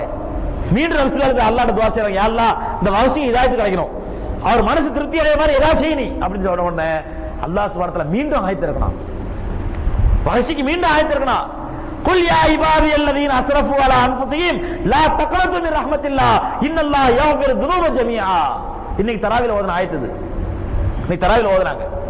நபியே சொல்லுங்கள், யா இபாதி அல்லதீன அஸ்ரஃபு அலா அன்ஃபுஸிஹிம், தங்களுக்கு தாங்களே அநீதி இழைத்துக் கொண்ட என்னுடைய அடியார்களே, லா தக்னது மின் ரஹ்மத்தில்லாஹ், அல்லாஹ்வுடைய அருட்கொடையை விட்டு நீங்கள் நிராசையாகி விடாதீர்கள், இன்னல்லாஹ யக்ஃபிரு ذுனூப ஜமீஆ, அல்லாஹ் உங்களுடைய எல்லா பாவங்களையும் மன்னிப்பான். இந்த ஆயத்து இறங்கின உடனே வஹஷி ரலியல்லாஹு தஆலா அன்ஹு, வஹஷியா இருந்தவர் வஹஷி ரலியல்லாஹு அன்ஹு மாறி பெருமானார் ஸல்லல்லாஹு அலைஹி வஸல்லம் பையத் செய்றார். இத பூரா ஒரு சஹாபி பக்கத்துல உட்கார்ந்து பார்த்துட்டே இருக்கிறாரு. அவங்க கேக்குறாங்க, யா ரசூலல்லாஹ் ஹாதா ஹாஸுன் லி வஹஷி அம் லி ஆம்மத்தில் முஸ்லிமீன், ஹாதா ஹாஸுன் லி வஹஷி அம் லி ஆம்மத்தில் முஸ்லிமீன். யா ரசூலல்லாஹ் இது அல்லாஹ் இவ்வளவு சலுகை கொடுத்தானே, இவர் கேட்கறதுலாம் ஏத்த மாதிரி அல்லாஹ் ஆயத்தை இறக்கி வாக்குறுதி கொடுத்தானே, இது எப்படி இது வஹஷிக்கு மட்டும் ஏதாவது ஸ்பெஷலா அல்லாஹ் சொன்னதா இல்ல உலக மக்கள் எல்லாத்துக்குமா? ரசூலுல்லாஹி சொல்றாங்க, பல்லி ஆமத்தில் முஸ்லிமீன், உலகத்தில் உள்ள எல்லா முஸ்லிம்களுக்கும் எல்லா மக்களுக்கும் அல்லாஹ் இந்த வாக்குறுதி பொருந்தும். அப்ப ஒரு மனிதன் இஸ்லாத்தை ஏற்றுக்கொள்வாரையானால் அவனுடைய எல்லா பாவங்களையும் அல்லாஹ் மன்னிச்சிடறான் அப்படிங்கிற அந்த வசனத்தை அம்ர் இப்னு ஆஸுக்கு ரசூலுல்லாஹி ஓதி காட்டுறாங்க. அம்ர் இப்னு ஆஸ் சொல்றாருல, நான் உங்களுக்கு எவ்வளவு தீங்கு செஞ்சிருக்கேன், எவ்வளவு அநியாயம் பண்ணிருக்கிறேன், எல்லா பாவங்களையும் அல்லாஹ் மன்னிப்பான்னு எனக்கு வாக்குறுதி கொடுங்க, நான் உங்களுக்கு பைஅத் செய்றேன் அப்படின்ன உடனே அப்ப நபி ஸல்லல்லாஹு அலைஹி சொல்றாங்க, அல் இஸ்லாம் யஹ்திமு மா கான கப்லஹு, இஸ்லாம் அதற்கு முன்னால் செய்யப்பட்ட அனைத்து பாவங்களையும் அனைத்து குற்றங்குறைகளையும் இஸ்லாம் மன்னித்து விடும். நீ எவ்வளவு பெரிய பாவியா இருந்தாலும் சரி, எவ்வளவு பெரிய அயோக்கியனா இருந்தாலும் சரி, எவ்வளவு பெரிய அட்டூழியம் இழைக்கக்கூடியவனா இருந்தாலும் சரி, கூட்டம் கூட்டமா முஸ்லிம்களை கொளுத்தக்கூடியவனா இருந்தாலும் சரி, கூட்டம் கூட்டமா இஸ்லாமிய தாய்மார்களை கற்பழிக்கக்கூடியவனாக இருந்தாலும் சரி, நீ இப்போது இஸ்லாத்தை ஏற்று அடுத்த வினாடி மரணிப்பாயானால் ரப்புல் ஆலமீனுடைய அனைத்து பாவங்களையும் மன்னிக்கின்றார். அல் இஸ்லாம் யஹ்தி மா கான கப்லஹு, இஸ்லாம் அதற்கு முன் சென்ற அனைத்து பாவங்களை மன்னித்து விடுகின்றது அப்படிங்கிற வார்த்தையை வாக்குறுதியை ஹஜ்ரத் அம்ர் இப்னு ஆஸ் ரலியல்லாஹு தஆலா கொடுத்த உடனே அம்ர் இப்னு ஆஸ் ரலியல்லாஹு தஆலா இஸ்லாத்தை ஏற்று முழுமையான முஸ்லிமாக மாறுகின்றார்கள். சகோதரர்களே, அவ்வளவு யோசனைக்கு பிறகு இஸ்லாத்தை ஏற்ற அம்ர் இப்னு ஆஸை பத்தி ரசூலுல்லாஹி ஸல்லல்லாஹு அலைஹி வஸல்லம் சொன்னாங்க, அஸ்லமன் நாசு வ ஆமன அம்ருன். மற்ற மக்கள்லாம் இஸ்லாத்தை ஏற்றுக்கொண்டார்கள், மற்ற மக்கள்லாம் இஸ்லாத்தை ஏற்று முஸ்லீம் ஆயிட்டாங்க. ஆனா அம்ரு மட்டும் தான் என்ன பண்ணாரு, யோசிச்சு சிந்திச்சு ஈமான் கொண்டார். அவர் ரொம்ப யோசிச்சு இஸ்லாத்துக்கு வந்தார் அம்ர் இப்னு ஆஸ். அங்க நஜாஷி மன்னன் சொன்னதை வச்சு யோசிக்கிறாரு, அப்புறம் மக்கா மதீனா வழியில வரும்போது யோசிக்கிறாரு, நபி ஸல்லல்லாஹு அலைஹி வஸல்லம் முன்னாடி வந்து உட்கார்ந்த பிறகு கூட என்ன பண்ணாரு, யோசிக்க ஆரம்பிச்சாரு. ஹைர் சகோதரர்களே, அவ்வளவு யோசனைக்கு பிறகு இஸ்லாத்துக்கு வந்த அந்த சஹாபி அவர்கள் அம்ர் இப்னு ஆஸ் ரலியல்லாஹு தஆலா அன்ஹு இஸ்லாத்தை ஏற்றுக்கொண்ட பிறகு எப்படி இருந்தாங்கன்னா, அடடா நம்ம தப்பு செஞ்சிட்டோமோ, நம்ம தவறு செஞ்சிட்டோமோ, யோசிக்காம இஸ்லாத்துக்கு வந்துட்டோமோ நினைக்கிற சகோதரர்களே. ஏனென்றால் ஒரு வாக்குறுதி கொடுப்பதற்கு முன்னால் அல்லாஹ்வுடைய பெயரை சொல்லி பைஅத் செய்வதற்கு முன்னால் ஒரு முறை அல்ல, 1000 முறை அல்ல, லட்சம் முறை யோசித்துக் கொள்ளலாம்.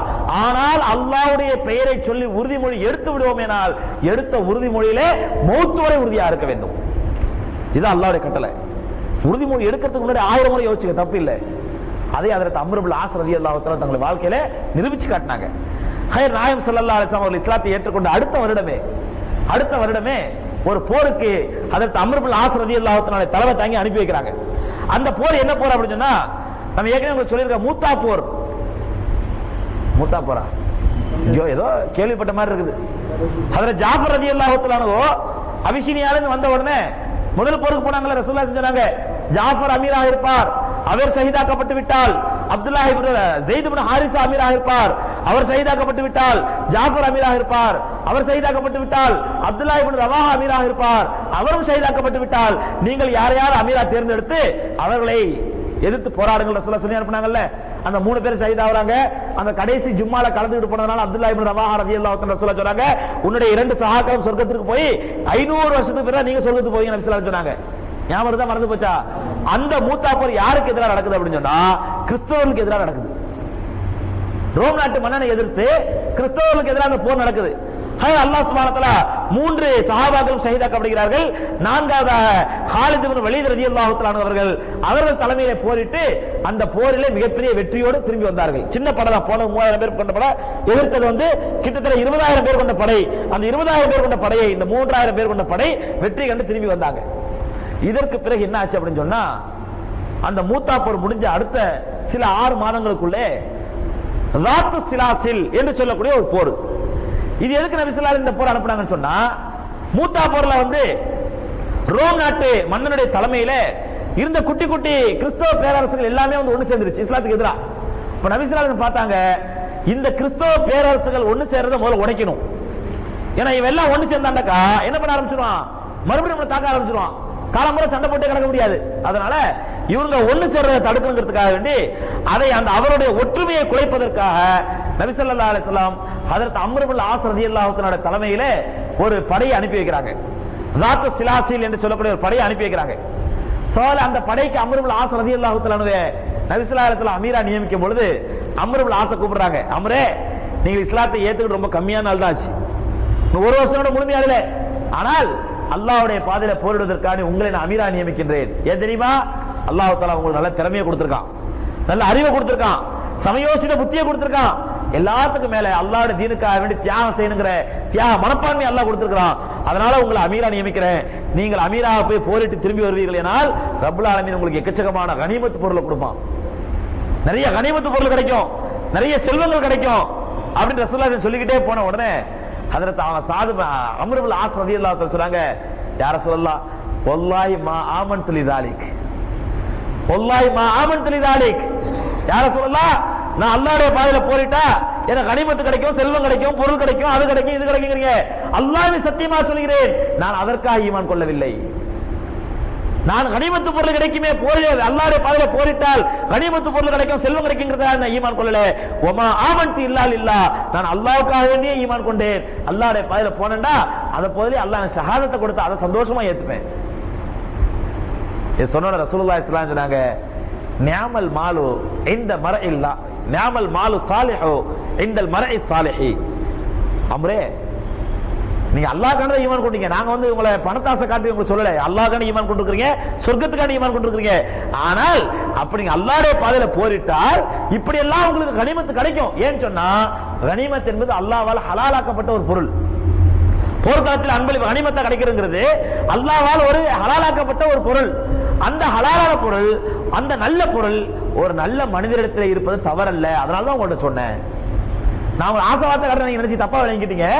நீங்க ஒரு நல்ல மனுஷன், ஒரு நல்ல மனுஷன் ஒரு நல்ல செல்வம் இருப்பது தவறல்ல, அதுக்காண்டி தான் உங்கள்ட்ட சொன்னேன் அப்படின்னு சொன்ன உடனே ஹஜ்ரத் அம்ர் இப்னு ஆஸ் ரலியல்லாஹு தஆலா ஏற்றுக்கொண்டு பெருமானார் ஸல்லல்லாஹு அலைஹி வஸல்லம் அவருடைய துஆவோடு ஹஜ்ரத் அவர்கள் ராத்து சிலாசில் புறப்படுகிறார்கள் ரோம் நாட்டை போய் நோக்கி. அங்க போய் ஃபலாத் என்று சொல்லக்கூடிய இடத்துல அம்ர் இப்னு ஆஸ் ரலியல்லாஹு தஆலா தலைமையில அந்த படை தங்குது. அவங்க படை தங்குறாங்க. தங்குன உடனே பாக்குறாங்க 3000 பேர் கொண்ட படை தான் போயிருக்காங்க. 300 பேர் கொண்ட படை தான் போயிருக்காங்க. பார்த்தாங்க பெரிய படையா இருக்குது, எதிரிகளுடைய படை, தாத்து சலாசிலுடைய படை பெரிய படையா இருக்குது.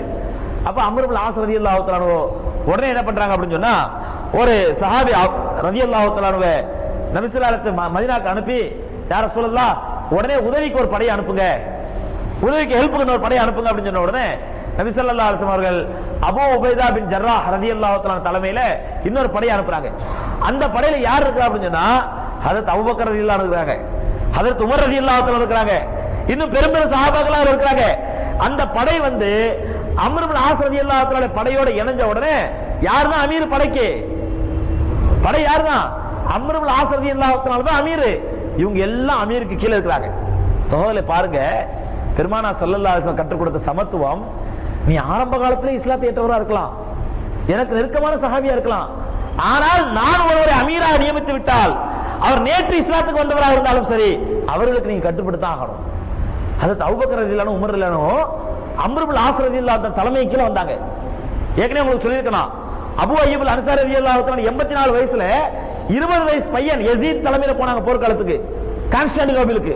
ஞாபகம் இருக்குங்களா? அந்த மாதிரி சஹாபாக்கள் வந்து யாருடைய தலைமையின் கீழ் இருந்து வேலை செய்து அவங்க அற்பமா நினைக்கல.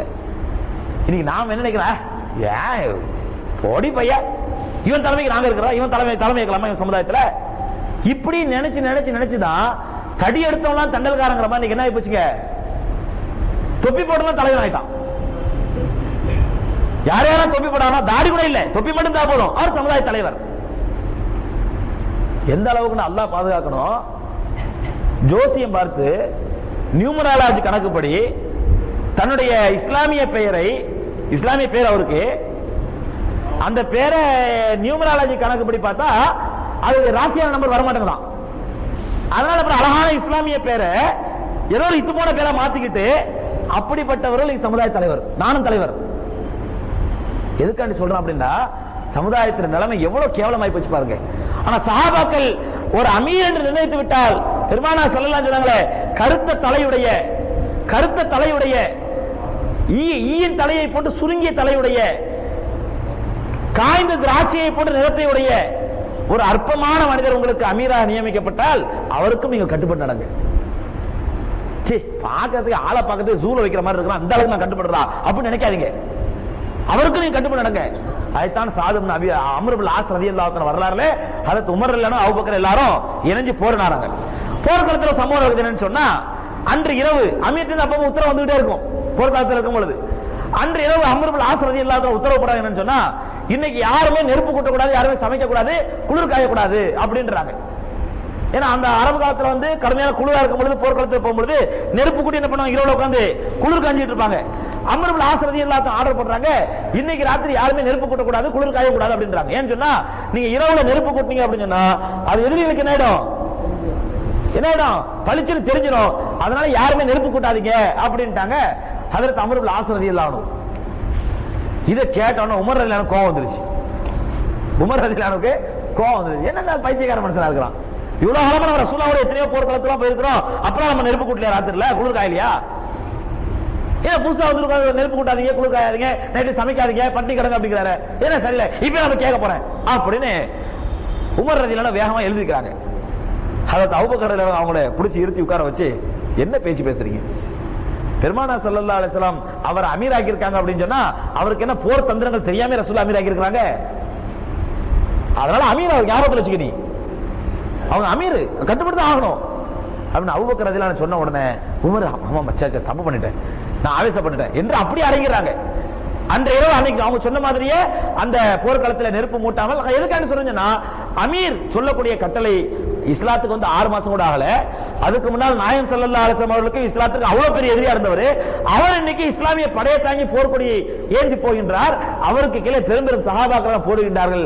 சகோதரர்களே, ஒருமித்த சிந்தனையோடு ஒற்றுமை உணர்வோடு அல்லாஹ்வுக்காக வேண்டி, அல்லாஹ் ரசூலுக்காக வேண்டி, அல்லாஹ் மறுமையில் தரக்கூடிய கூலிக்காக வேண்டி போராடினார்கள். அந்த ஜாத்து ஸலாத்திலே அல்லாஹ் சுப்ஹானஹு வ தஆலா மிகப்பெரிய வெற்றியை கொடுத்தான் ஹஜ்ரத் அம்ர் இப்னு ஆஸ் ரலியல்லாஹு தஆலா தலைமையில. அதற்கு பிறகு ஹஜ்ரத் அபூபக்கர் சித்திக் ரலியல்லாஹு தஆலாவுடைய ஆட்சி வருது. நாயகம் ஸல்லல்லாஹு அலைஹி வஸல்லம் வஃபாத்தான பிறகு அபூபக்கர் ரலியல்லாஹு அன்ஹு ஆட்சி காலத்திலயும் ஹஜ்ரத் அம்ர் இப்னு ஆஸ் அபூபக்கர் என்ன பண்ணாங்களா, அம்ர் இப்னு ஆஸ் உங்களுக்கு நிறைய திறமை இருக்குது, அந்த திறமை பூரா அல்லாஹ்வுடைய ஆட்சிக்கு பயன்படணும். அல்லாஹ் இறையாட்சி நடக்குது, இந்த இறையாட்சிக்கு உங்களோட திறமை பூரா பயன்படணும் அப்படின்னு சொல்லி அவங்கள பக்கத்திலே வச்சுக்கிட்டு அடிக்கடி அவங்களோட ஆலோசனை கேட்பாங்க, மஸ்வரா பண்ணுவாங்களாம்.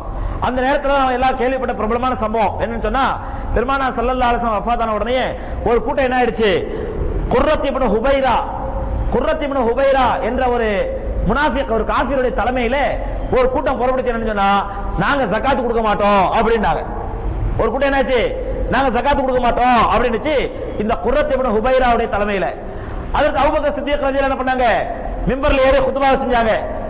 லவ் அன்னக்கும் லவ் மனஊனி மா யுஅத்தூன இலா ரசூலில்லாஹி ஸல்லல்லாஹு அலைஹி வஸல்லம் இகாலம் மின்ஹு லகாத்தல்துஹும் அலா மனஇஹி. பெருமானார் ஸல்லல்லாஹு அலைஹி வஸல்லம் அவர் காலத்திலே ஒட்டகமும் ஒட்டகத்துடைய கயிறோடு சேர்ந்து ஒருத்தன் ஜகாத் கொடுத்து, ஒட்டகமும் ஒட்டகத்துடைய கயிறோடு சேர்ந்து ரசூலுல்லாஹி ஸல்லல்லாஹு அலைஹி வஸல்லம் காலத்துல ஜகாத் கொடுத்து, இன்னைக்கு என்னுடைய ஆட்சியில ஒட்டகம் மட்டும் தான் ஜகாத் கொடுப்பேன், கயிறு தரமாட்டேன்னு சொன்னா அவனுடனும் நான் போர் செய்ய தயங்க மாட்டேன் அப்படின்னாங்க ஹஜ்ரத் அபூபக்கர் சித்திக் ரலியல்லாஹு அன்ஹு. போன வாரமா முந்தின வாரம் ஜும்மால நடந்த சம்பவத்தை உங்களுக்கு சொல்லி காட்டினேன். இந்த அபூபக்கர் ரலியல்லாஹு அன்ஹு வரலாறுல இந்த சம்பவத்துல ஒரு பெரிய அற்புதமான ஆதாரம் இருக்குது. ஜகாத் வருஷம் வருஷம் கொடுத்தாகணுங்கிறதுக்கு அபூபக்கர் என்ன சொல்றாங்க, பெருமானார் ஸல்லல்லாஹு அலைஹி வஸல்லம் காலத்திலே ஒட்டகமும் ஒட்டகத்துடைய கயிறும் கொடுத்து, இப்பொழுது என்னுடைய ஆட்சியிலே ஒட்டகம் மட்டும் தான் கொடுப்பேன், கயிறு தர மாட்டேன்னு சொன்னா அவனோடு நான் போராடுவேன் அப்படின்னு சொன்னாங்கடா. பெருமானார் ஸல்லல்லாஹு அலைஹி வஸல்லம் காலத்துல ஒட்டகமும் அவரோட கயிறோட சேர்ந்து ஜகாத் கொடுத்துட்டா, வாழ்க்கையில ஒரு முறை கொடுத்தா போதும் அப்படின்னு சொன்னா ஏன் அபூபக்கர் காலத்துல எல்லா ஜகாத் கொடுப்பாங்க, கொடுக்காதவரோட போரிடுவேன் ஏன் சொன்னாங்க அபூபக்கர்? சொல்ல புரியுதுங்களா? அதனால இந்த எக்கச்சக்கமான ஆதாரங்கள், இந்த மாதிரி ஆதாரங்கள் வருஷம் வருஷம் ஜகாத் கொடுக்கணுங்கிறதுக்கு ஏராளமான ஆதாரங்கள் இருக்குது. கயர் ஹஜ்ரத் அபூபக்கர் சித்திக் ரலியல்லாஹு அன்ஹு சொன்ன உடனே ஹஜ்ரத் அம்ர் இப்னு ஆஸ் ரலியல்லாஹு அன்ஹு சொன்னாங்க, அபூபக்கர் கூப்பிட்டு, அபூபக்கர் அவர்களே கொஞ்சம் பொறுங்க, இந்த யார் அந்த முசீபத்து குர்ரத் இப்னு ஹுபைரா அவனை என்ன காடுங்க, நான் அவன்கிட்ட போய் பேசி பார்க்கறேன், கெஞ்சி பார்ப்பேன், இல்ல மிஞ்சி பார்ப்பேன், நான் மிரட்டி பார்க்கறேன், என்ன கொஞ்சம் ஆள விடுங்க அப்படின்னு சொன்ன உடனே அபூபக்கர் பார்க்கறாங்க, அம்ர் இப்னு ஆஸ் அந்த திறமலாம் உண்டு, யார்கிட்ட எப்படி பேசணும் சாதுரியம் திறமலாம் உண்டு. ஏற்கனவே உங்களுக்கு சொல்லிருக்கிறேன் எந்த அளவுக்குன்னா, உமர் ரலியல்லாஹு அன்ஹுடைய சபையில அது அம்ர் இப்னு ஆஸ்க்கு எந்த அளவுக்கு பேச்சு திறமை, ரொம்ப சாதுரியமா பேசுவாங்க அப்படின்னு சொன்னா, உமர் ரலியல்லாஹு அன்ஹு ஆட்சி காலத்துல அவங்களுடைய சபையில யாராவது இந்த திக்குவாய்க்காரங்க வந்தாங்கன்னு சொன்னா, திக்குவாய் இருக்காங்கல்ல திக்குவாங்க, அந்த திக்குவாய்க்காரங்க வந்தாங்க அப்படின்னு சொன்னா அதுக்கு உமர் ரலியல்லாஹு அன்ஹு சொல்லுவாங்க, அவரை பார்த்துட்டு, ஆமன்து பில்லாஹ் நான் அல்லாஹ்வை ஈமான் கொண்டேன், அன்ன ஹாலிக அம்ர் இப்னு ஆஸ் வ ஹாலிக ஹாதா ஷக்ஸ், அம்ர் இப்னு ஆஸை படைத்தவன் தான் இந்த மனிதரை படைத்திருக்கிறான். அப்படி என்ன அர்த்தம்? இவருக்கு இப்படி திக்கு வாய்ப்பாங்க, வார்த்தையை வரமான திக்குது, ஆனா சுப்ஹானல்லாஹ் அவரு அவ்வளவு அற்புதமா அவ்வளவு சாதுரியமா பேசுறாரு, அவரை படைச்ச இவரையும் படைச்சிருக்கிறான், அந்த அல்லாஹ்வை நான் ஈமான் கொள்கிறேன் அப்படிங்க. அதாவது பேச்சு சாதுரியத்துக்கு யார் உதாரணமா காட்டுவாங்க, அது உமர் ரலியல்லாஹு அன்ஹு அம்ர் இப்னு ஆஸ் ரலியல்லாஹு காட்டுவாங்க. அப்ப அபூபக்கர் பாக்குறாங்க, சரி நீங்க போய் பேசி பாருங்கன்றாங்க. அம்ர் இப்னு ஆஸ் நேரா அந்த குர்ரத் இப்னு ஹுபைராட்ட வராங்க, வந்து உட்கார், அவன் என்ன ஜகாத் தர மாட்டேன்னு சொல்லிட்டு இருக்கான், என்ன செய்தி ஜகாத் தரமான்னு சொல்றியாமே அப்படின்ற உடனே அவன் குர்ரத்து ஹுபைரா என்ன பண்ணாங்க, அவன் கொஞ்சம் எகிறான். ஆமாமா அதெல்லாம் முடியாது, நாங்க சம்பாதிக்கிற காலத்துக்கு பணத்துக்கு இவருக்கு எப்படி நாங்க ஜகாத் கொடுக்கணும், அதெல்லாம் தர முடியாது அப்படின்ட்டான். உடனே என்ன பண்ணா, மூக்குல ஒரே குத்து குத்துறாங்க. அம்ரு இப்னு ஆஸ் ஒரே குத்து குத்து. இப்ப சொல்லு ஜகாத் தரமான்னு சொல்லு, கொஞ்சம் சுதி இறங்கிச்சு அவனுக்கு. ஏன்னா நிறைய நேரங்கள்ல அடி உதவுற மாதிரி அறிவுரை உதவாது, அடி உதவுற மாதிரி அறிவுரை உதவாது. ஒரே குத்து குத்துன கொஞ்சம் அவன் சுத்தி இறங்கிச்சு. இறங்கி அதான் நான் சொல்றேன் ஜகாத், இன்னொரு குத்து குத்துறாங்க. இப்ப சொல்லு ஜகாத் தரமான்னு சொல்லு அப்படின்னு அவன் என்ன பண்ணாருன்னா எழுச்சி ஓடி போயிட்டான். அந்த இடத்தோட குர்ரத்து இப்னு ஹுபைரா எழுச்சி ஓடி போயிட்டான். ஓடி போனோட அங்க போய் உட்கார்ந்து சொன்னா, நாங்க ஜகாத் தர மாட்டோம். பக்கத்துல உட்கார்ந்து அடிக்கிற, பக்கத்துல குத்தி குத்தி சொல்ற, சொல்லுவாங்க இப்ப ஜகாத் தர மாட்டோம் அப்படின்னா. அம்ரு இப்னு ஆஸ் ரலியல்லாஹு பார்த்தாங்க, இவனை இப்படி சொல்ல பிரயோஜனம் இல்லைன்னு சொல்லிட்டு நேரா அபூபக்கர் வந்தாங்க. அமீர் மோமினே, ஏன் தலைமையில ஒரு படை அனுப்புங்க. நான் பேசி பார்த்தேன், கேட்கிற மாதிரி இல்ல, ரெண்டு குத்து குத்தி பார்த்தேன். அங்க போய் உட்கார்ந்து சொல்றான் ஜகாத் தர மாட்டேங்கிறான், ஏன் தலைமையில ஒரு படை அனுப்புங்க, நான் அவனை வெண்டுட்டு வரேன் அப்படின்னாங்க. அந்த மாதிரி ஹஜ்ரத் அபூபக்கர் சித்திக் ரலியல்லாஹு தஆலா அன்ஹு அம்ர் இப்னு ஆஸ் ரலியல்லாஹு தஆலா தலைமையிலே அனுப்புனாங்க. அந்த குர்ரத் இப்னு ஹுபைராவுடைய தலைமையில இந்த கூட்டத்தை அழிச்சு நிறைய பேர் தௌபா பண்ணி, இல்ல இல்ல நாங்க மறுபடியும் இஸ்லாத்துக்கே வர்றோம், நாங்க ஜகாத் எல்லாம் கொடுக்குறோம், அமீர் மோமின் கட்டுப்பட்டு நடக்கிறோம் சொல்லி அவங்க ஒரு கூட்டத்தை அழைச்சிட்டு ஹஜ்ரத் அமீர் மோமின் முன்னாடி எல்லாம் பைஅத் செய் அப்படின்னாங்க. எல்லாம் பைஅத் செஞ்சு அமீர் மோமினுடைய கிலாஃபத்தை ஏத்துக்கிட்டாங்க. இப்படி அதற்கு அம்ர் இப்னு ஆஸ் ரலியல்லாஹு தஆலா அபூபக்கர் சித்திக் ரலியல்லாஹு காலத்திலேயும் சில சாதனை நிகழ்த்துறாங்க. அதற்கு பிறகு உமர் ரலியல்லாஹு ஆட்சி காலத்துல, உமர் ரலியல்லாஹு ஆட்சி காலத்துல நான் ஏற்கனவே சொல்லியிருக்கேன், ஞாபகம் இருக்கும். என்னன்னு சொன்னா, பைத்துல் முகத்தஸ் அதுவரை யாரோட கையில இருந்துச்சு, யூதர்கள் கையில இருந்துச்சு. பைத்துல் முகத்தஸ் யூதர்களுடைய கையில இருந்து, கிறிஸ்தவர்கள் கையில இருந்துச்சு. கிறிஸ்தவர்கள் கையில இருந்த உடனே ஹஜ்ரத் உமர் ரலியல்லாஹு ஆட்சி காலத்துல என்ன பண்ணாங்கன்னா, ஹஜ்ரத் அம்ர் இப்னு ஆஸ் ரலியல்லாஹு தஆலா தலைமையில 20,000 பேர் கொண்ட படையை அனுப்பி வைக்கிறாங்க. இவங்க தலைமையில தான், அம்ர் இப்னு ஆஸ் ரலியல்லாஹு தலைமையில 20,000 பேர் கொண்ட படையை அனுப்பி வைக்கிறாங்க. அனுப்பி வச்ச உடனே இவங்க அவங்க தலைமையில அந்த போர் நிகழ்ந்து அல்லாஹ்வுடைய கிருபையினால் எந்த விதமான கிறிஸ்தவர்களுக்கு எந்த விதமான பாதிப்பும் இல்லாமல் பைத்துல் முகத்தஸ் மீட்டெடுக்கப்படுகிறது முஸ்லிம்கள் கைக்கு. எடுத்தோம் அந்த பாதிரி என்ன சொல்லிடுறாரு அப்படின்னு சொன்னா, நாங்க பைத்துல் முகத்தஸ் சாவி உங்ககிட்ட கொடுக்க மாட்டோம், உங்க அமீர் மோமினை வர சொல்லுங்க அப்படின்னு சொன்ன உடனே ஹஜ்ரத் அம்ர் இப்னு ஆஸ் ரலியல்லாஹு இங்க இருந்து தகவல் கொடுக்குறாங்க. அதற்கு உமர் ரலியல்லாஹு என்ன பண்றாங்க, அங்க இருந்து புறப்பட்டு இங்க வந்துடுறாங்க. எங்க பைத்துல் முகத்தஸ்க்கு வராங்க, ஷாம் தேசத்துக்கு வர்றாங்க. ஷாம் அப்போ ஜோர்டான், இப்ப இருக்கிற ஜோர்டான், ஓமன், லெபனான், பலஸ்தீன் இதெல்லாம் சேர்ந்துதான் அப்ப ஷாம்ங்கிறது. ஷாம் தேசத்துக்கு வர்றாங்க. அதற்கு உமர் ரலியல்லாஹு மதீனால இருந்து வர்ற வழியில சிரியாவில தங்குறதா ஏற்பாடு செய்யப்பட்டது. அதற்கு உமர் ரலியல்லாஹு தஆலா சிரியால தங்கிட்டு அங்க இருந்து வருவாங்க அப்படின்னு சொல்லி, அப்ப சிரியால போய் அவங்கள வரவேற்கிறதுக்காக வேண்டி ஹஜ்ரத் அம்ர் இப்னு ஆஸ் ரலியல்லாஹு போறாங்க. அவங்க வரவேற்கிறதுக்காக போறாங்க. அங்க மத்த நாட்டு பகுதியினுடைய கவர்னரும் வந்திருக்காங்க அமீர் மோமினை வரவேற்கிறதுக்காண்டி. அப்ப உமர் ரலியல்லாஹு தஆலா வர்றாங்க. தன்னுடைய அடிமையை ஒட்டகத்தின் மீது உட்கார வச்சு அவங்க கையில பிடிச்சி இழுத்துட்டு வர்றாங்க. தன்னுடைய வேலைக்காரன் ஒட்டகத்தின் மேல உட்கார வச்சு இவங்க ஒட்டகத்தின் கையில பிடிச்சி இழுத்துட்டு வர்றாங்க. வந்த உடனே பாக்குறாங்க கவர்னர் மாதிரிலாம் நிக்கிறாங்க. அதுல சாத் இப்னு அம்ர் இப்னு ஆஸ் ரலியல்லாஹு நிக்கிறாங்க. பார்த்தா உமர் ரலியல்லாஹு ஒரே அதிர்ச்சி இவங்களை பார்த்து. என்னன்னு சொன்னா, இவங்க மதீனால இருக்கும் பொழுது எவ்வளவு நல்லா அவரை எளிமையான வாழ்க்கை வாழ்ந்தாங்களோ அந்த எளிமை மாறி இப்ப இவங்களுடைய உடம்புல கொஞ்சம் நைஸ் துணி தெரியற மாதிரி தெரியுது. மதீனால இருக்கும் போது நல்லா கஃபன் துணி மாதிரி மேட்டூர் மல்லுல மொரட்டு துணியா போட்டிருப்பாங்க. இங்க பார்த்தா கொஞ்சம் மெலிஸ் துணியா தெரியுது. அப்ப உமர் ரலியல்லாஹு என்ன பண்றாங்க, இறங்கி ஒரு கல்லை எடுத்து அந்த கவர்னர் மேல வீசுறாங்க. அவங்க எல்லாம் சஹாபாக்கள் தான், அவங்க மேல வீசுறாங்க. என்ன கோபத்தை காட்டுறாங்க, என்ன உலகத்திலே மோகம் உங்க உள்ளத்துல வந்துருச்சா, எவ்வளவு எளிமையான வாழ்க்கை நீங்க வாழ்ந்துட்டு இருந்தீங்க, இப்ப நான் மெல்லிய ஆடை அணிய ஆரம்பிச்சீங்க, என்ன செய்தி, உலகத்திலே மோகம் உள்ளத்துல வந்துருச்சா அப்படின்னு கேட்கறாங்க. அது உமர் ரலியல்லாஹு. அப்போ அம்ர் இப்னு ஆஸ் ரலியல்லாஹு என்ன பண்றாங்க, தங்களுடைய அந்த மேலாடைய இப்படி அவிழ்த்து காட்டுறாங்க. அங்க இடுப்புல வாள் சொருவப்பட்டிருது, இடுப்புல வாள் சொருவப்பட்டிருது. இத உமர் ரலியல்லாஹு பார்த்த உடனே அல்ஹம்துலில்லாஹ், இப்ப இதான் அல்ஹம்துலில்லாஹ், அப்படிதான் அல்ஹம்துலில்லாஹ், பரவாயில்ல, தப்பு இல்லை.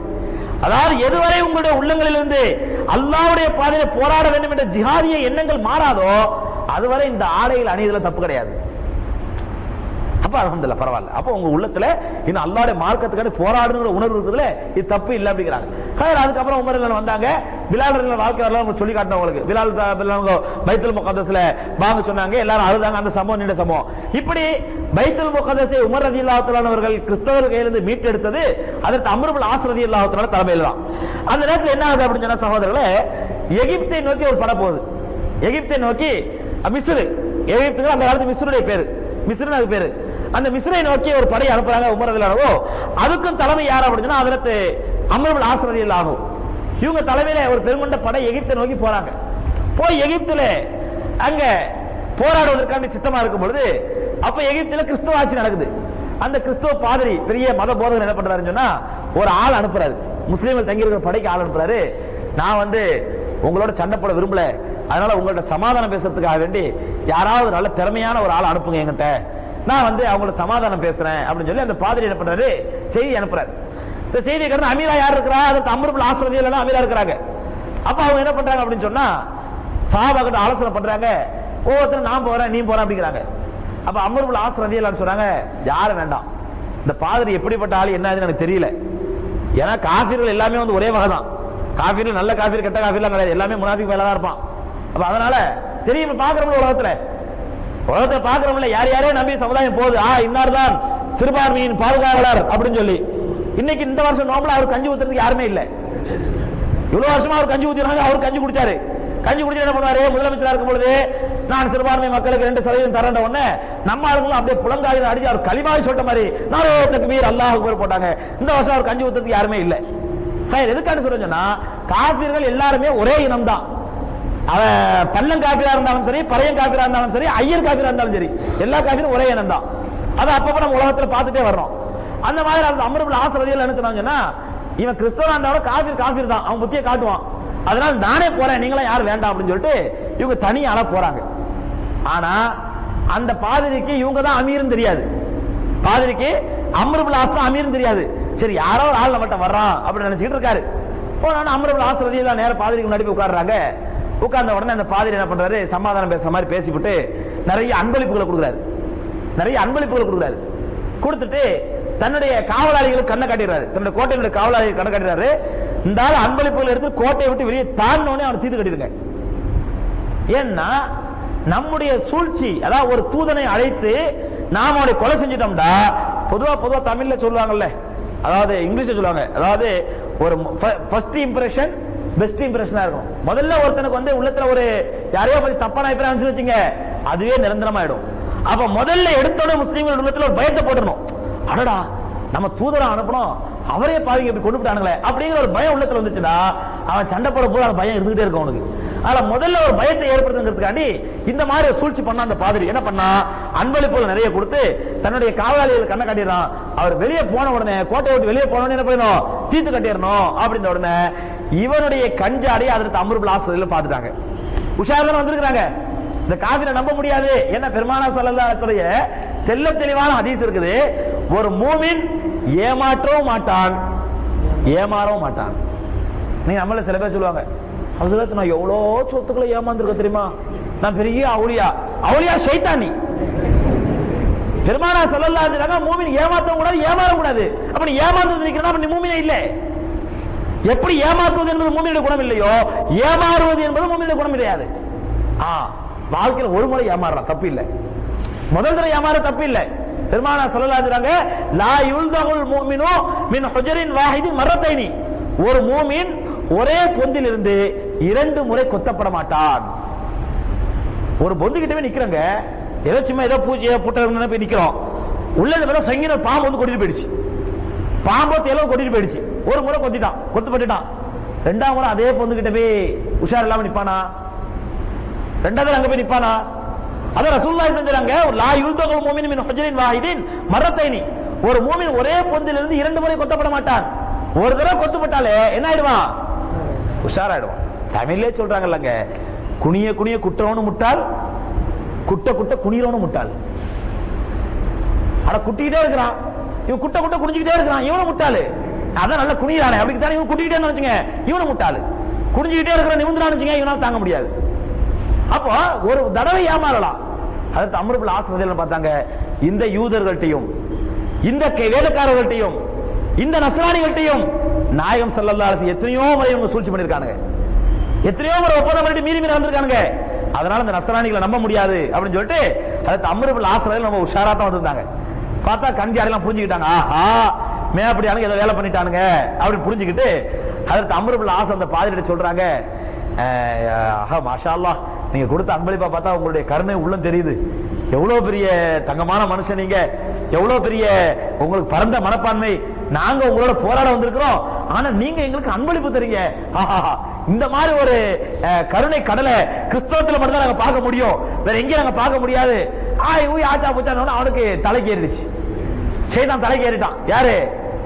அந்த பாதிரிக்கு ஏறின உடனே கடைசியில் அம்ர் இப்னு ஆஸ் சொன்னாங்க, இது நீங்க எனக்கு நிறைய அன்பளிப்பு கொடுத்துருக்கீங்க, ஆனா இதை எனக்கு யாருக்குமே நான் கொடுக்க மாட்டேன், எல்லாமே உயர்ந்த அன்பளிப்பு, எல்லாத்தையும் நானே அனுபவிக்க ஆசைப்படுறேன், ஆனா இதை எடுத்துக்கிட்டு நான் போனேன்டாக்கா என்னுடைய பங்காளிங்க ஒரு 10 பேர் இருக்காங்க, என்னுடைய அந்த படையில என்னுடைய பங்காளிங்க ஒரு 10 பேர் இருக்காங்க, அந்த பங்காளிங்க கூட சண்டைக்கு வந்துருவாங்க, அதனால நான் அவங்களையும் கூட்டிட்டு வர்றேன், நீங்க அவங்களுக்கு இந்த மாதிரி ஒரு அன்பளிப்பு கொடுத்தீங்கன்னா நாங்க 10 பேர் சேர்ந்து என்ன பண்ணிடுவோம், படைக்குள்ள பூந்து நாங்க ஏமா சண்டெல்லாம் போடாதீங்க, நம்ம நல்ல மனுஷன் அப்படின்னு சொல்லி நாங்க படையை வாபஸ் வாங்கிட்டு போக வச்சிடறோம் அப்படி எப்படின்னு சொல்லி சொன்ன உடனே அவன் விழுந்துட்டான்.